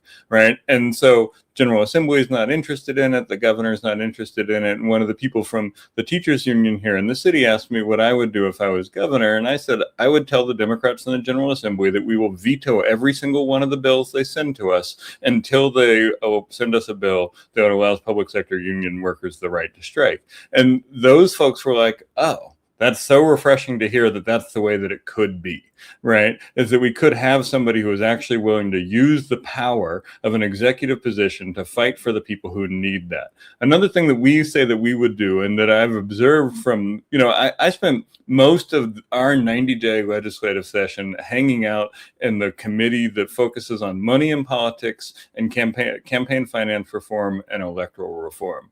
And I didn't do it out of some naivety that they're going to do what I want them to do. I did it because if we want to make change to those things, we have to understand how the power works in those places. And what I saw is that there were special days when people would be bussed in and they would come in and they would have a show and they'd get to talk to their legislators and they'd get, some breakfast or something like that. Then they'd go away when the work gets done and they wouldn't have any sort of observation of what was happening there. If we are in power and we are in Annapolis as the governor next year, we're going to bring those people in that are being affected by the things, and we're going to have them in the building the entire time. We're going to bring laid off workers. We're going to bring families who lost disability services. We're going to bring immigrants who have been snatched up by, whose families have been snatched up by ICE. And we're going to bring them, put them in the building and make the politicians see them and deal with them the whole time. And I think for us, talking about things like that allow people to have an imagination of how it could be different, is the way that we begin to chip away at this. Look, I don't think it's very likely that we're going to win the governor's race. I'm very clear about that when I talk to people. The best third-party performance since the Civil War in the state of Maryland is 3.5%, and that was in 1895, right? So I'm not going in there with the assumption that we are somehow going to break all of the precedents that have happened before us. But I think if we can get that 4 or 5%, we can show folks that are being ignored commonly and regularly right now that it is possible for them to build the kind of power that they would need in order to demand the Democratic governor and the Democratic General Assembly to do what they want, or threaten that they would lose another election. And for me, at the end of the day, there's a lot of people throughout the history of changing the world who have not been the ones who make the victory. They've done the work to move the ball forward, to move the movement forward so that it is possible, so that the folks that come after them, maybe those folks in the teachers union, decide that they're going to run outside of the two-party system and bring their union power together after they see that we've done it successfully. So at the end of the day, for me, it's about expanding the political imagination, because that is the thing that the billionaires and the two parties are most insistent on taking away from us. And if we can show people that there's the power to actually have government that works and gives us what we deserve as working people, I think that begins to open up the possibility of the electorate to take the time and the energy to do the work that they need to transform the system. It's a little bit idealistic, but at the same time, I think we have to be idealistic if we're trying to change the world. If we want a world that is better than the one we have right now, we have to understand our power, we have to understand where we want to get, and we have to understand the work we need to do in the meantime in order to get there. Yeah, I think what you're saying, what you're talking about, Andy, does resonate directly with what's in 11 Demands and what that's talking about. And I'm gonna just bring up here. Let's see how this displays. Yeah, that works. From the 11 Demands website, 11demands.org, is that one of the demands of what you were saying in terms of having imagination, painting that picture of what a better world looks like. What it makes me think of, if you're clicking through to 11 Demands, which if anyone hasn't, please check out what's in there, is a minimum standard of living for everyone. And this really does kind of paint that picture of what a better world would look like. Minimum wage, a real living wage, provide housing for all, no excuses, just housing for all, public food pantries, a federal job guarantee, that would be transformative. We're talking about a world where work can be a choice, or work can be a choice like it is for rich people, and people can make their lives better, and get extra things, but their basic needs are looked after and they're guaranteed a job. Of course, Social Security protected and expanded, paid parental leave, eliminating debt, whether it's student debt, regular debt, ban predatory lending. What it gets into is it is really important that when we're talking about these things that, yes, we have to call out the corruption and have the clear demands, but also, paint that picture of what it would look like to have that better world. All right. I think we're going to start working towards closing this out, but maybe kind of the last question I'll throw out there, I think, is why are you running, right? Is there something specific in your past and your experience that inspired you to run, that inspires you to do this crazy business? And we'll mix it up. Let's start with Justin, if he's got one for us. Well, hold on. Jose's got to hop out in a second. So, Jose, do you want to give right, a little closing message? I appreciate that. Thank you. And thanks. I would have totally respected the order anyway. Why do I do this? What makes me do this? I don't know if people think I'm crazy when I say it, but I mean, I just genuinely love humanity as a whole. I have a love for people, and I want to see everybody live to their fullest creative potential. I really do. And I think that it is the role of the government to provide the means to make that possible. That's what's in our preamble. We are supposed to provide for the general welfare. And I believe that means that we have to create the best economic conditions, the best social conditions, and the best cultural conditions in which people can actually flourish.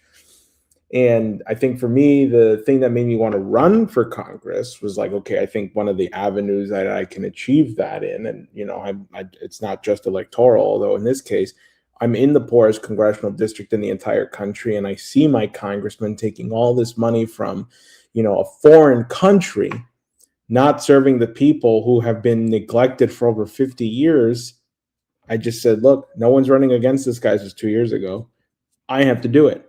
Not because I thought I could win, not because I thought I was even the best representative, but because it was the right thing to do. And it's the right thing to do now. And I wouldn't trade it for the world. And I'm happy to be doing this. And I'm happy that I got to meet all of you and got to work with Tony and Brian and others. So thank you for having me also. I'm sorry I have to exit, but I genuinely appreciate it. Being all good. And where can people go to find you?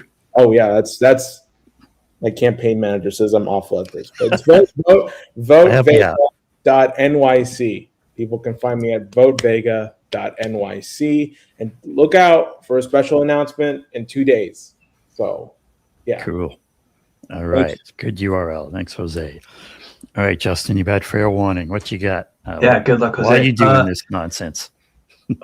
Well, I mean, I think I recognized early on the corporate capture of our government. When I was a younger man, and Ralph Nader was running in the year 2000, I supported that campaign because he tried to illustrate this same issue with our government 26 years ago. So, but what compelled me personally to run is I felt compelled to do it on the wake of the campus protest here at the University of Oregon. I was working at the University of Oregon. I actually lost my job at the University of Oregon for trying to initiate a pressure campaign to get them to divest from genocide. But we started a faculty and staff for justice in Palestine at the University of Oregon. We supported the student encampment that was here. And sort of when that all ended and after I had lost my job, I was just like, how else can I continue this fight? And I knew that my representative was complicit. I knew my representative was a big part of the reason why this was able to continue. And like Jose, I just have a love for humanity, I guess. And so it was unfathomable to just let this go on and not try to do whatever I could to stop it. Running for office was never a personal aspiration of mine. It was just I guess it was a bit of a calling, just because I felt someone had to do something. If someone else was going to step up and do this, I would support them. But it was just like, someone's got to do it. And so that's kind of why I'm involved in the Green Party organizing even before that, is just because I know that third parties aren't going to build themselves. Like, real people have to do the work. And so it's easy to just be on social media and criticize things and and really not do anything. And I didn't want to be one of those people. I didn't want to just talk about it. I wanted to be about it. So, and I don't know, I guess that's kind of why I'm doing it. And that's why I'm still doing it the second time in 2026. It's just because things still aren't the way they need to be. And we need to bring some justice into the system. So you're not doing it to make money? No. Oh, Although man. we're raising enough money to like have to file FEC filings, but no, I don't take any personal money from this whatsoever. And everyone on my team is a volunteer. All of our money just goes into like printing costs and a little bit of advertising and stuff like that. So no, it's just something that we do. You know, we don't have obviously a paid staff like these two major parties do that have the big money backing, right? That's another challenge to when you're trying to fight that big money and you're like the David to their Goliath, and you're doing all volunteer labor. But I do believe it's possible if people just like get behind this idea of solidarity, that we're all in this together. It's like it's kind of an us against them sort of thing. So and it's possible if we all band together. But yeah. And I would encourage people to help out any way they can. All right, let's go to Andy. So I like what Justin says about solidarity. I think solidarity is a really fundamental thing that we need to understand when we're looking at a world in which the billionaires and the corporations are killing the people and destroying the planet and starting wars all over the place. And if we are going to fix that, we need to address the fundamental value and solidarity gaps that we have in this country right now. And one of the ways to do that is not just by destroying the two-party system, but by building an alternative that can allow people to thrive, that can allow people to have what we deserve, and can allow people to have the power to challenge those forces that are arrayed against them. And so for me, I think that's a lot of the reason that I'm running, is because I believe it's possible. I believe that we're in a moment where it is possible that the very rigid system of the two-party system can become a fragile system that starts to break down and become a brittle system. And I think that I really worry that without a left grassroots people-based politics that exists when those systems start to break down, we're facing fascism, we're facing billionaires, and we're facing planetary destruction. So it's like the system is going to change, and we see it changing as it's happening right now.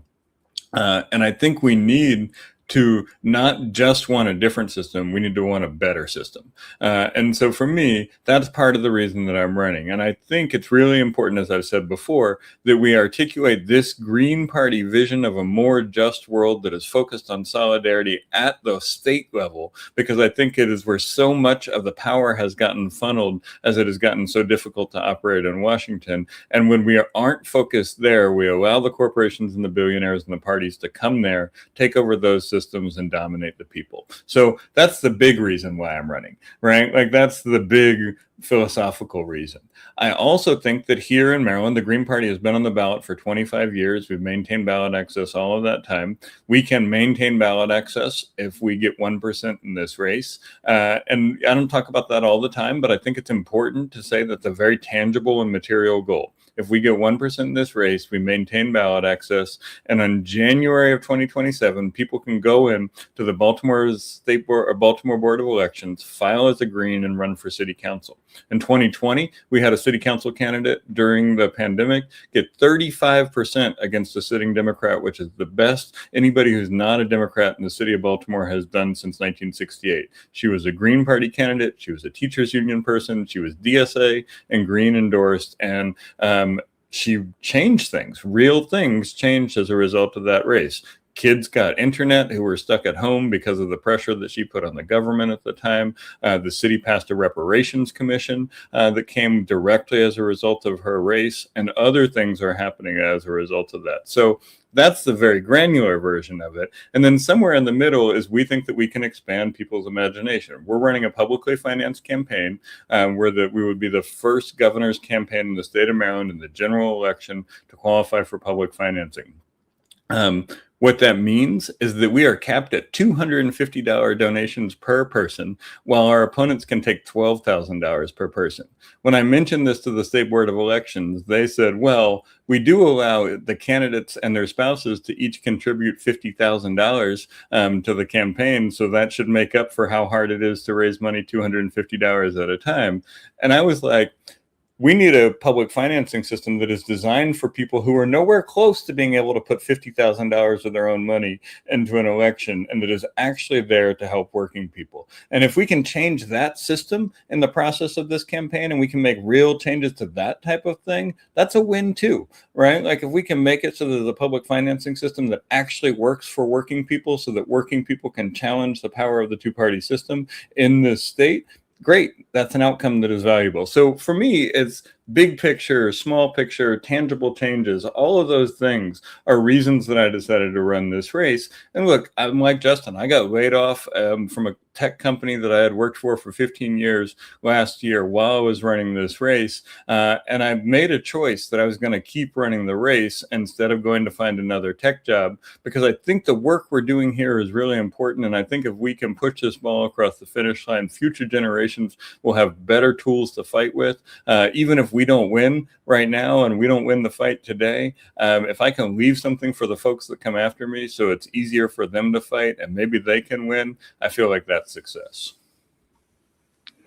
Nice. And yeah, running governors are interesting positions. I think there is real potential there at the state level. It kind of has a good sweet spot of having a lot of impact, but it's something that's not so big like a national race, like a president. You know, Right. it is potentially achievable. So, you know, kudos to all that. Thank you. All right. I'm going to throw it to Anthony. And yeah, if you can talk about what has inspired you down this road.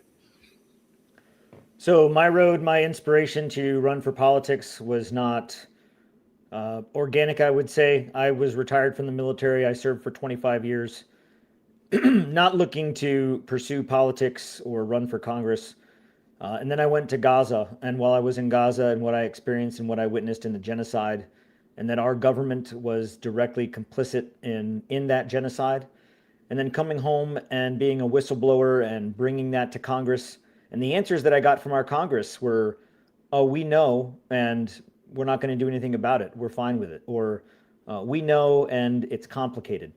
And I started to realize that more and more of our government or our elected officials are corrupt. And so I looked at myself in the mirror and I asked myself, you know, after 25 years of serving this country in uniform, serving our Constitution, when I hung up my uniform, I didn't hang up my oath to the Constitution. And I say that, and when I look at the, you know, what the values of our nation, not what our corrupt politicians and what this administration and the administrations past have let us down, but really what all Americans deserve, you know, to a government that ensures the well-being of our citizens, a government that provides for the common defense, not for wars of empire and wars of colonialism, a government that provides for security at home through, you know, all of those things that benefit citizens, healthcare, a living wage, education, and then also looking at the, you know, the root of that, we have got to get money and special interests out of our government. That is what I think is the driving factor in what has led us to where we are. And for me, you know, I'm not doing this to get rich. I'm not doing this to make money. I have a very small campaign, grassroots. Again, I'm not taking money from any political action committees, any special interest groups, any lobbyists, any mega donors, none whatsoever. Making, you know, just enough to keep our campaign going from, you know, basically a from scratch grassroots type of campaign. And you don't need a lot of money to win. The corporate greed has forced Americans to believe that you need a lot of money to win. But when you look at the grassroots capabilities we have now with social media and legacy media platforms such as this and others, we can do it. The people can take our country back without having to give in to big mega donors. Because if this new revolution or this new group of up and comers take money from big donors and big investors, well, then we are the future of where we are now. So we have to say no to the things that we know have led our country down the path that it's on. And that's saying no to special interest groups, corruption, power, money, and a desire to further the empire. We have to say no to that.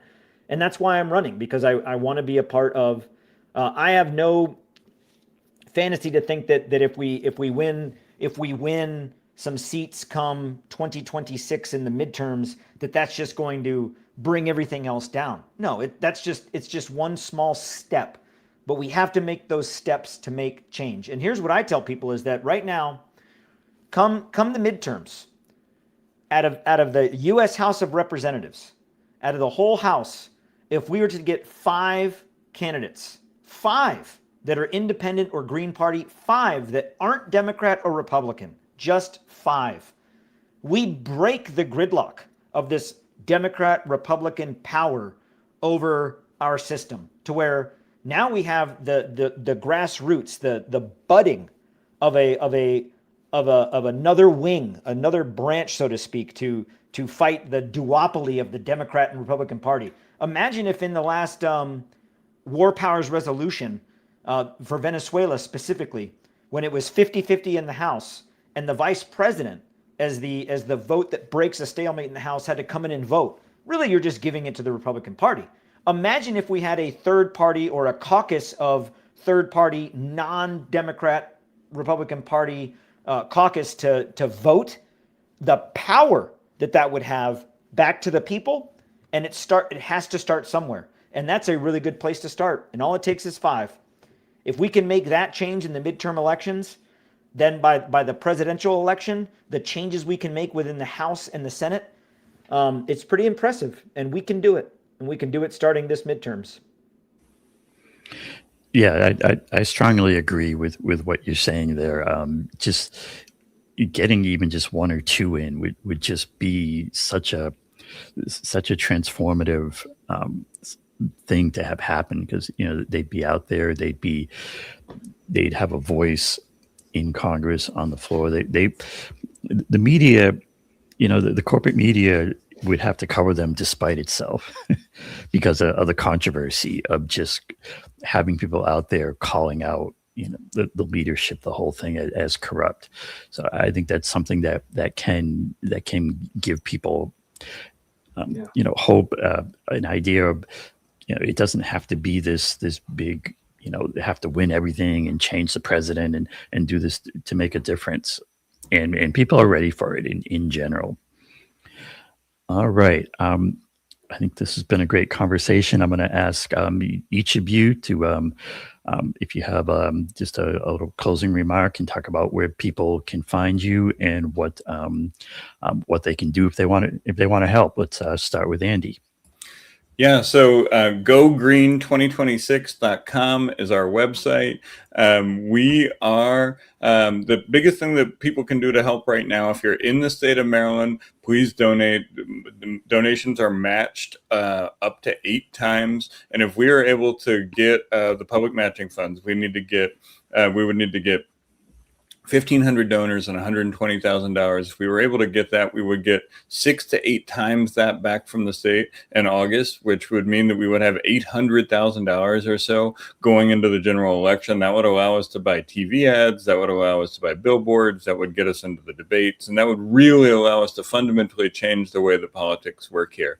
I hate to make it about that. I hate to make it that the best way that people can help is to give us money. But at the same time, we are using public matching because we believe that it is the best antidote to the money in politics that we are allowed to have right now. We know that we're not getting rid of Citizens United anytime soon. We know that there's tons of PAC money in politics. And we think that a significant race like ours, where we were able to get into the spotlight because we qualified for public matching funds, would validate those type of programs as a way that outside candidates, not just Democrats and Republicans, could compete. So gogreen2026.com. Diva'sDoodles.com is our website. You can see the matching information there, but you can also see all of our policy priorities. You can see our theories of action. You can see our live stream and our podcast where we talk to great folks about what inspires them and why they're doing the work. And so, we need the attention. We're in a governor's race in a small state that most people don't pay that much attention to.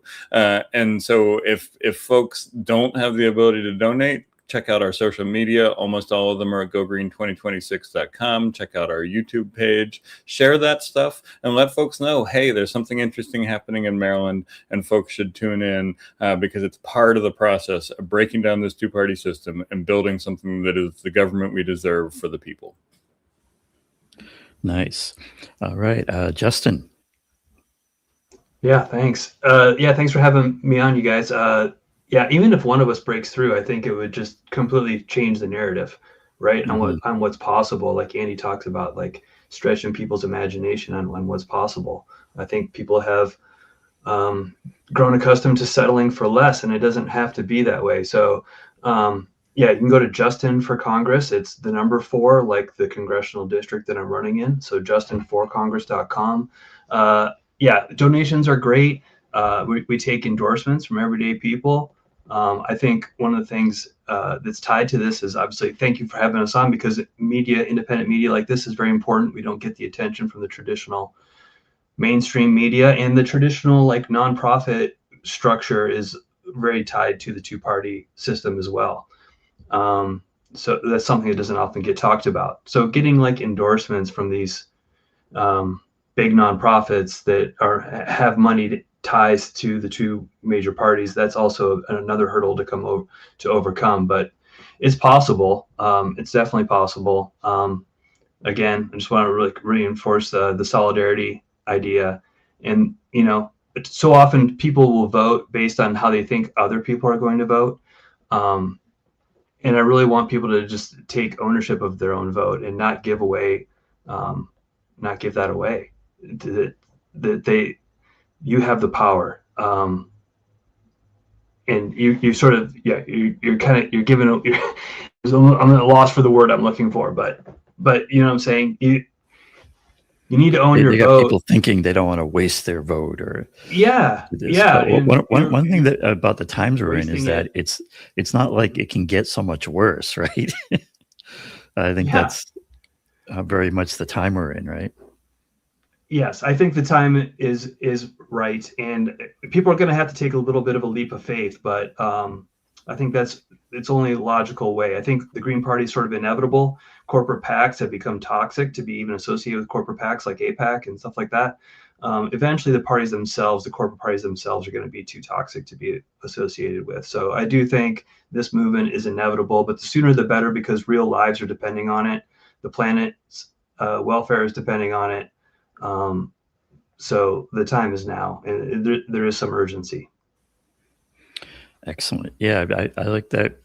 The concept of we need to make corruption become politically toxic, right? That's what I think we all need to work on. Just that idea of that if you can be seen as corrupt, then you're going to be in trouble. All right, Anthony, tell us about what people can do to help out your campaign. Again, I'm running in North Carolina, U.S. Congressional District 13 for the U.S. House of Representatives. www.aguilarforuscongress.com. At that website, you can find my priorities. You can also find where you can volunteer, where you can donate, where you can help. If you live in North Carolina District 13, the most powerful thing you could do to help this campaign is to get out there and vote. If you live in North Carolina, but you're not in North Carolina District 13, spread the word, help inform people throughout this vast district that runs from the Virginia border all the way down to Fort Bragg, that they have options, they have choices. There's a choice this election. And if you don't live in North Carolina and you still want to help, there's plenty of opportunity to push on social media and obviously to donate. Donations are always great, but the most important thing is really helping spread the word, getting the word out there, letting people know that there's options, that there's choices. Donations go a long way to help us. Every donation goes a long way to help this campaign, because every dollar goes directly into everything we need, whether it's billboards, TV spots, signage, getting us into different venues. All of those things help, and it's all grassroots. So go to the website. You can see ways you can help. You can see ways that others have helped. You can see more on my campaign if you just want to know more about the campaign before you decide to commit one way or another. But this is going to take all of us, and this is going to take everybody. And the opportunity for change is right there. And again, what I've seen throughout the world is that if America right now is in a position to thinking, well, it's pretty bad, but it can't get much worse, so I'm just going to ride the tide. No, it can get worse. I've seen it. It can get a lot worse. And if we don't take a stand now, today, because tomorrow is too late, and if we don't stand now, it can get worse. And if we think that the administration and the bipartisan system we have in power right now has our interests at heart, they do not. And who it's going to get worse for is not them. It's going to get worse for us. So let's take a stand now to change that. And I welcome everybody again to go www.aguilarforuscongress.com and check it out. And if you feel so inclined to donate, volunteer, or help, then do so. And we'd love it. All right. And yeah, I got it on the screen here, all the campaign websites. And this page is from the 11 Demand Substack.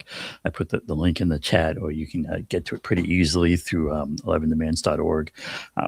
And yeah, check out their websites. Help out if you're inspired by what they're saying and by the concept of having all this happen. I'll also just throw out there also recently on the 11 Demand Substack was the MCDS playbook for candidates. And that gets into how a campaign can run along these concepts of MCDS, money, corruption, have those demands and those solutions. So I'd encourage, of course, not only the candidates we had on here, but all candidates who want to make a serious attempt at running a campaign that does real change to do that. As noted, I'm trying to get this thing to scroll right. Here we go. As noted on the site and on the Substack, everything on 11 Demands is free to use, copy, distribute, make use of anything there that works for you. And let's all work on collaborating towards that better world. All right. I'm going to say good night to all our candidates. I think this has been a great discussion. We're going to, I think, work on having more of these, and we can think about what if we want to do them on specific topics or directions. I think we'll all be in touch. Corey and I'm going to try to get. Oh, yeah, you got anything to say in closing, Corey? Thank you, guys. Rooting for you. For anybody that's third party or independent, we got to do this. So thanks, guys, for going out there and doing this, because we all talk about it, but you're the ones that are doing it, so appreciate it. Big kudos. All right, and I got some business here to stay on with super chats and things. Maybe I can twist Corey's arm to staying on with me, but we're going to call it good night for our candidates. And thanks for participating. Hop off with these guys. Thank you very much. Take care. Thanks again. Best of luck. Thank you. Thank you. We'll be talking soon. Oh, and I lost Corey too. All right.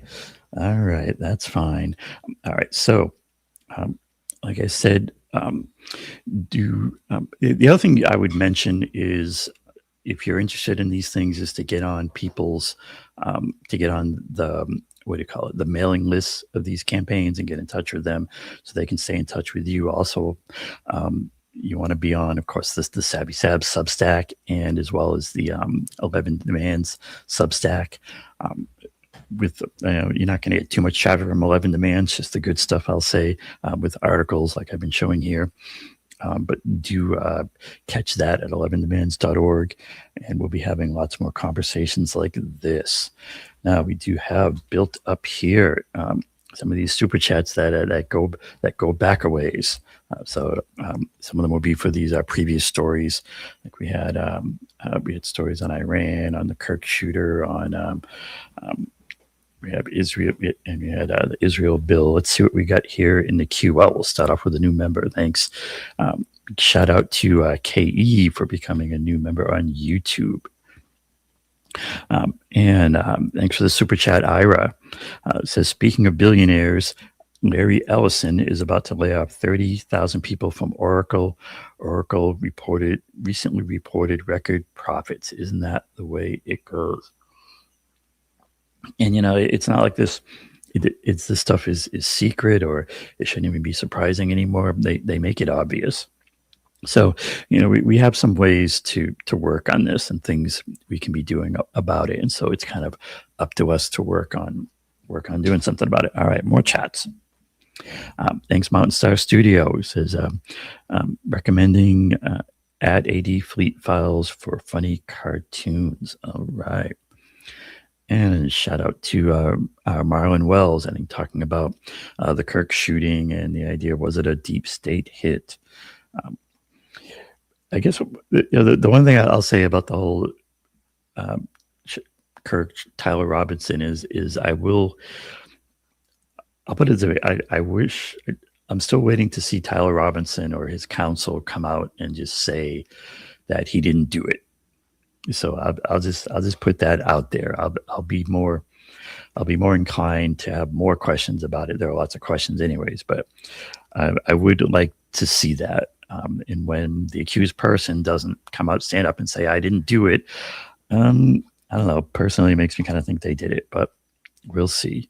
And the other thing I'll say about it is I always connect the dots to government. We need to have a decorrupted government, a Congress that works for us to investigate this. There should be major congressional hearings on everything that happened with that incident. So in order to get there, we're going to have to fix the system to have that decorrupted government. So I want to connect those dots. Thanks. Also, Mountain Star Studio for this one who says, L IHOB, M IHOB, let's make it happen on purpose. All right. And shout out to Marlon Wells, who says, these are the war crimes by the real terrorists. I hear you. And thanks to Snowy7148 for the super chat. Candace just noticed in the documents provided to the defense that the FBI is planning using a discontinued type of forensic testing against Tyler Robinson's case. It's another part of it is you have Kash Patel's FBI, and just the level of incompetence is impressive, is stunning. And it's almost like regardless of whether or not the person is guilty, is that FBI capable of investigating it in any real way and getting a conviction, or getting justice, especially a big question. Thanks, Mountain Star Studio. It says, quote, I have theories that people often conspire. Right. And thanks to the Flower Bro for this super chat. Sometimes on what do you call it? On StreamYard with our view, we have trouble seeing the icons, but actually I can see these. These are flags. All right. Gotcha. Thanks for that one. And thanks for the super sticker, Mountain Star Studio. Appreciate that. Thanks for this one, Hip Hop Culture Judge. He says, did you all just see the executive order on voting? I think that's something we will be looking at. Thanks. And shout out to Measured Man for the super chat, who says, what about your friends? TLC, LOL. We need a divorce from Israel for irreconcilable differences. There you go. And I would always just connect it up a little more. We need a divorce from the billionaires, or at least we need to, we need to have our government stop serving the billionaires, whatever kind of divorce or disassociation that is. And thanks for the super chat from Ms., who says, he was set up. And thanks, Kenman, for this super chat. And Kenman says, Marco Rubio hair color by Just for Men. All right. And also Kenman, thanks. He says, Trump taco by Chipotle. Thanks for this super chat, Ray0329. The world told Trump, can't do nothing for you, man. Yeah, talking about how you have countries that are pretty surprising, really, to see Britain hesitating on helping the U.S. with this adventure. I mean, part of it is the Trump effect, that Trump is just a lot less effective at gathering support and whatnot internationally.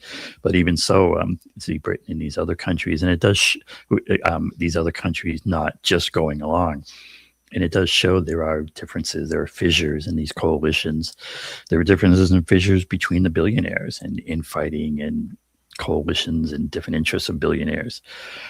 I would say that we as a movement for the 99% also need to be thinking about how do we leverage those things, that infighting, those fissures in the power structure, how can we leverage those things to our advantage? And I think there are ways to do that we need to be thinking about. Thanks for the super chat, Trash Panda, who says Israel and America bit off more than it can chew. I hear you. And thanks for this one, Kenman, who says Jen Psaki's still young and hot despite stress. All right, I know Kenman likes the ladies. And thanks for the super chat, Constance. DC, stop wagging the dog or the tail will be cut off. All right. And thanks for the super sticker, Adele, Maurice, Pollard. Appreciate that. And shout out to Marlon Wells with a good show of support here, saying, Eric, these type of panels should happen every week. Thanks, Marlon. We will work on that.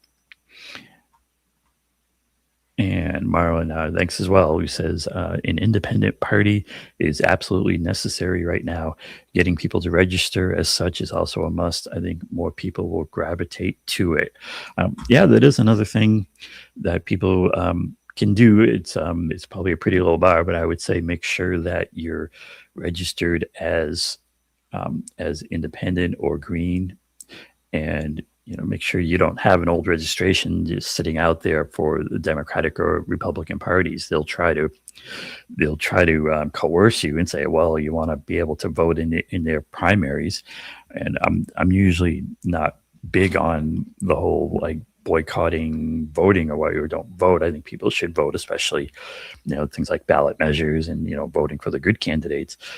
The one place I would say boycott your vote is in party primaries. I think party primaries just shouldn't be a thing. They shouldn't be using the infrastructure of the state where we have them able to use the same voting booths and systems to run their primaries. I think that should be done away with. The party should run as independent private entities just off on their side, and they can do their thing. And if they want to put their stamp on approval of a candidate, that's fine.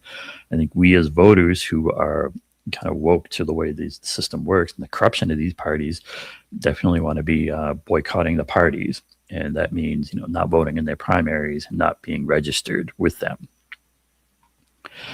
And thanks, Marlon also, who says America needs to vote them all out.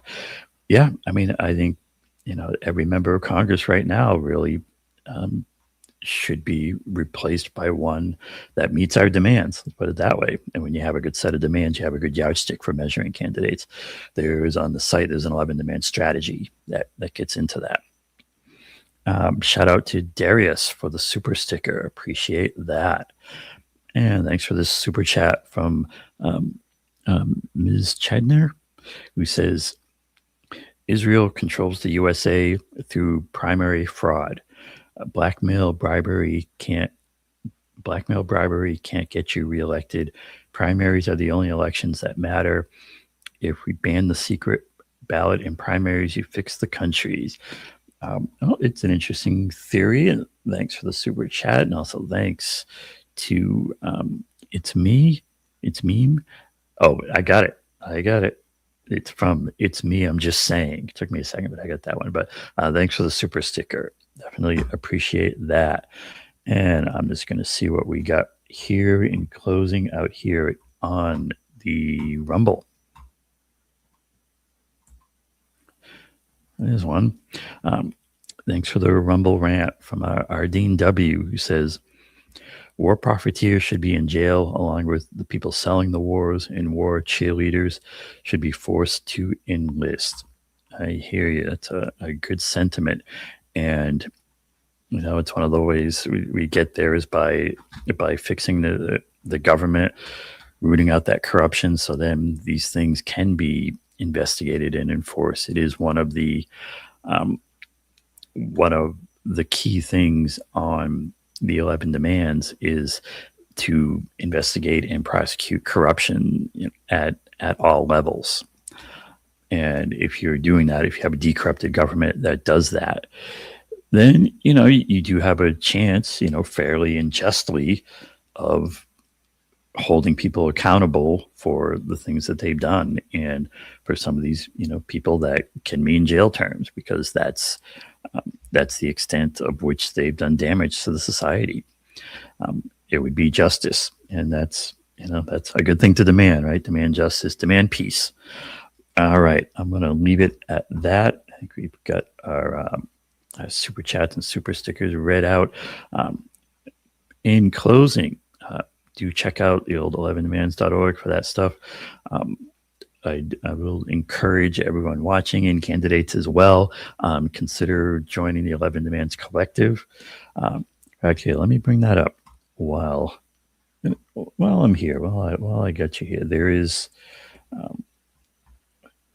if you go to, here it is, 11demands.org. There is the concept of the 11 Demands Collective, where it's kind of, if you like what you see, join the collective. And there are a fair number of people who have signed on. And the idea, it's a thought collective. The list kind of functions in a way like a petition in terms of what it means to put your name on it. It's saying you agree with what's said in 11 demands with the demands. There's, to really see what it means, it's there's the 11 demands pledge, and it's not about money. It's an MCDS state of mind. That's another thing. And it's so as a member of the 11 Demands Collective, I pledge to educate people on the deep corruption, identify the core problems, call out our so-called representatives as servants of that top 0.1%, demand revolutionary reforms, describe the solutions as outlined in that demand number 1. That'll be something that maybe we can get into in a future conversation with these candidates too, is what does real revolutionary effective election reform look like? And I think you can see that in that demand number 1 if you check it out. And you're pledging to spread the word about 11 demands and MCDS, the framework of money, corruption, demands, and solutions. So if that is of interest, it's out there on the 11 Demands site. It's easy to do. You just put in your name as you'd like it to appear. If you have a website, that can also go in. One thing you do have to do to sign up, you do have to assert that you are not a robot, because we have to draw the line somewhere in terms of having real people in here, real people signing up and being part of the collective. And as I saw it, here we go. He's a big friend of the show, a friend of 11 Demands, Firepower, saying MCDS, Money, Corruption, Demand Solutions. Always like the shout out. And with the, I want to give kudos to one of our candidates tonight did sign up. It was a good while back. Andy Ellis, he is in there. So big shout out to Andy. That's kind of why, I do. I give Andy a little special treatment because he's part of the collective. So if you want special treatment in these parts, sign up. All right, let me clear the screen. That's gonna do us for tonight. Our next live show, if it's Tuesday, our next live should be on Thursday at 8 p.m. Eastern time. And we'll see what Sabrina has for you then. We'll see what we got cooked up. I'm sure at some point, time permitting, we'll do another Zoom call and hangout. We didn't have time for it tonight, but we do try to do those once a week if we can. But we do them when we can. We do like to hear from you all. Tell us what you think. But hopefully we'll have one of those for you soon. But in any case, we'll have stories for you then and all that good stuff, and maybe even some more from 11 Demands on Thursday. 8 p.m. Eastern, the next live show. Until then, I think it was a good discussion tonight, and of course a good show earlier. And we'll see you all Thursday. Until then, keep up. Have a good night. Keep up that fight. See you all next time. And thanks to everyone. See ya. Peace.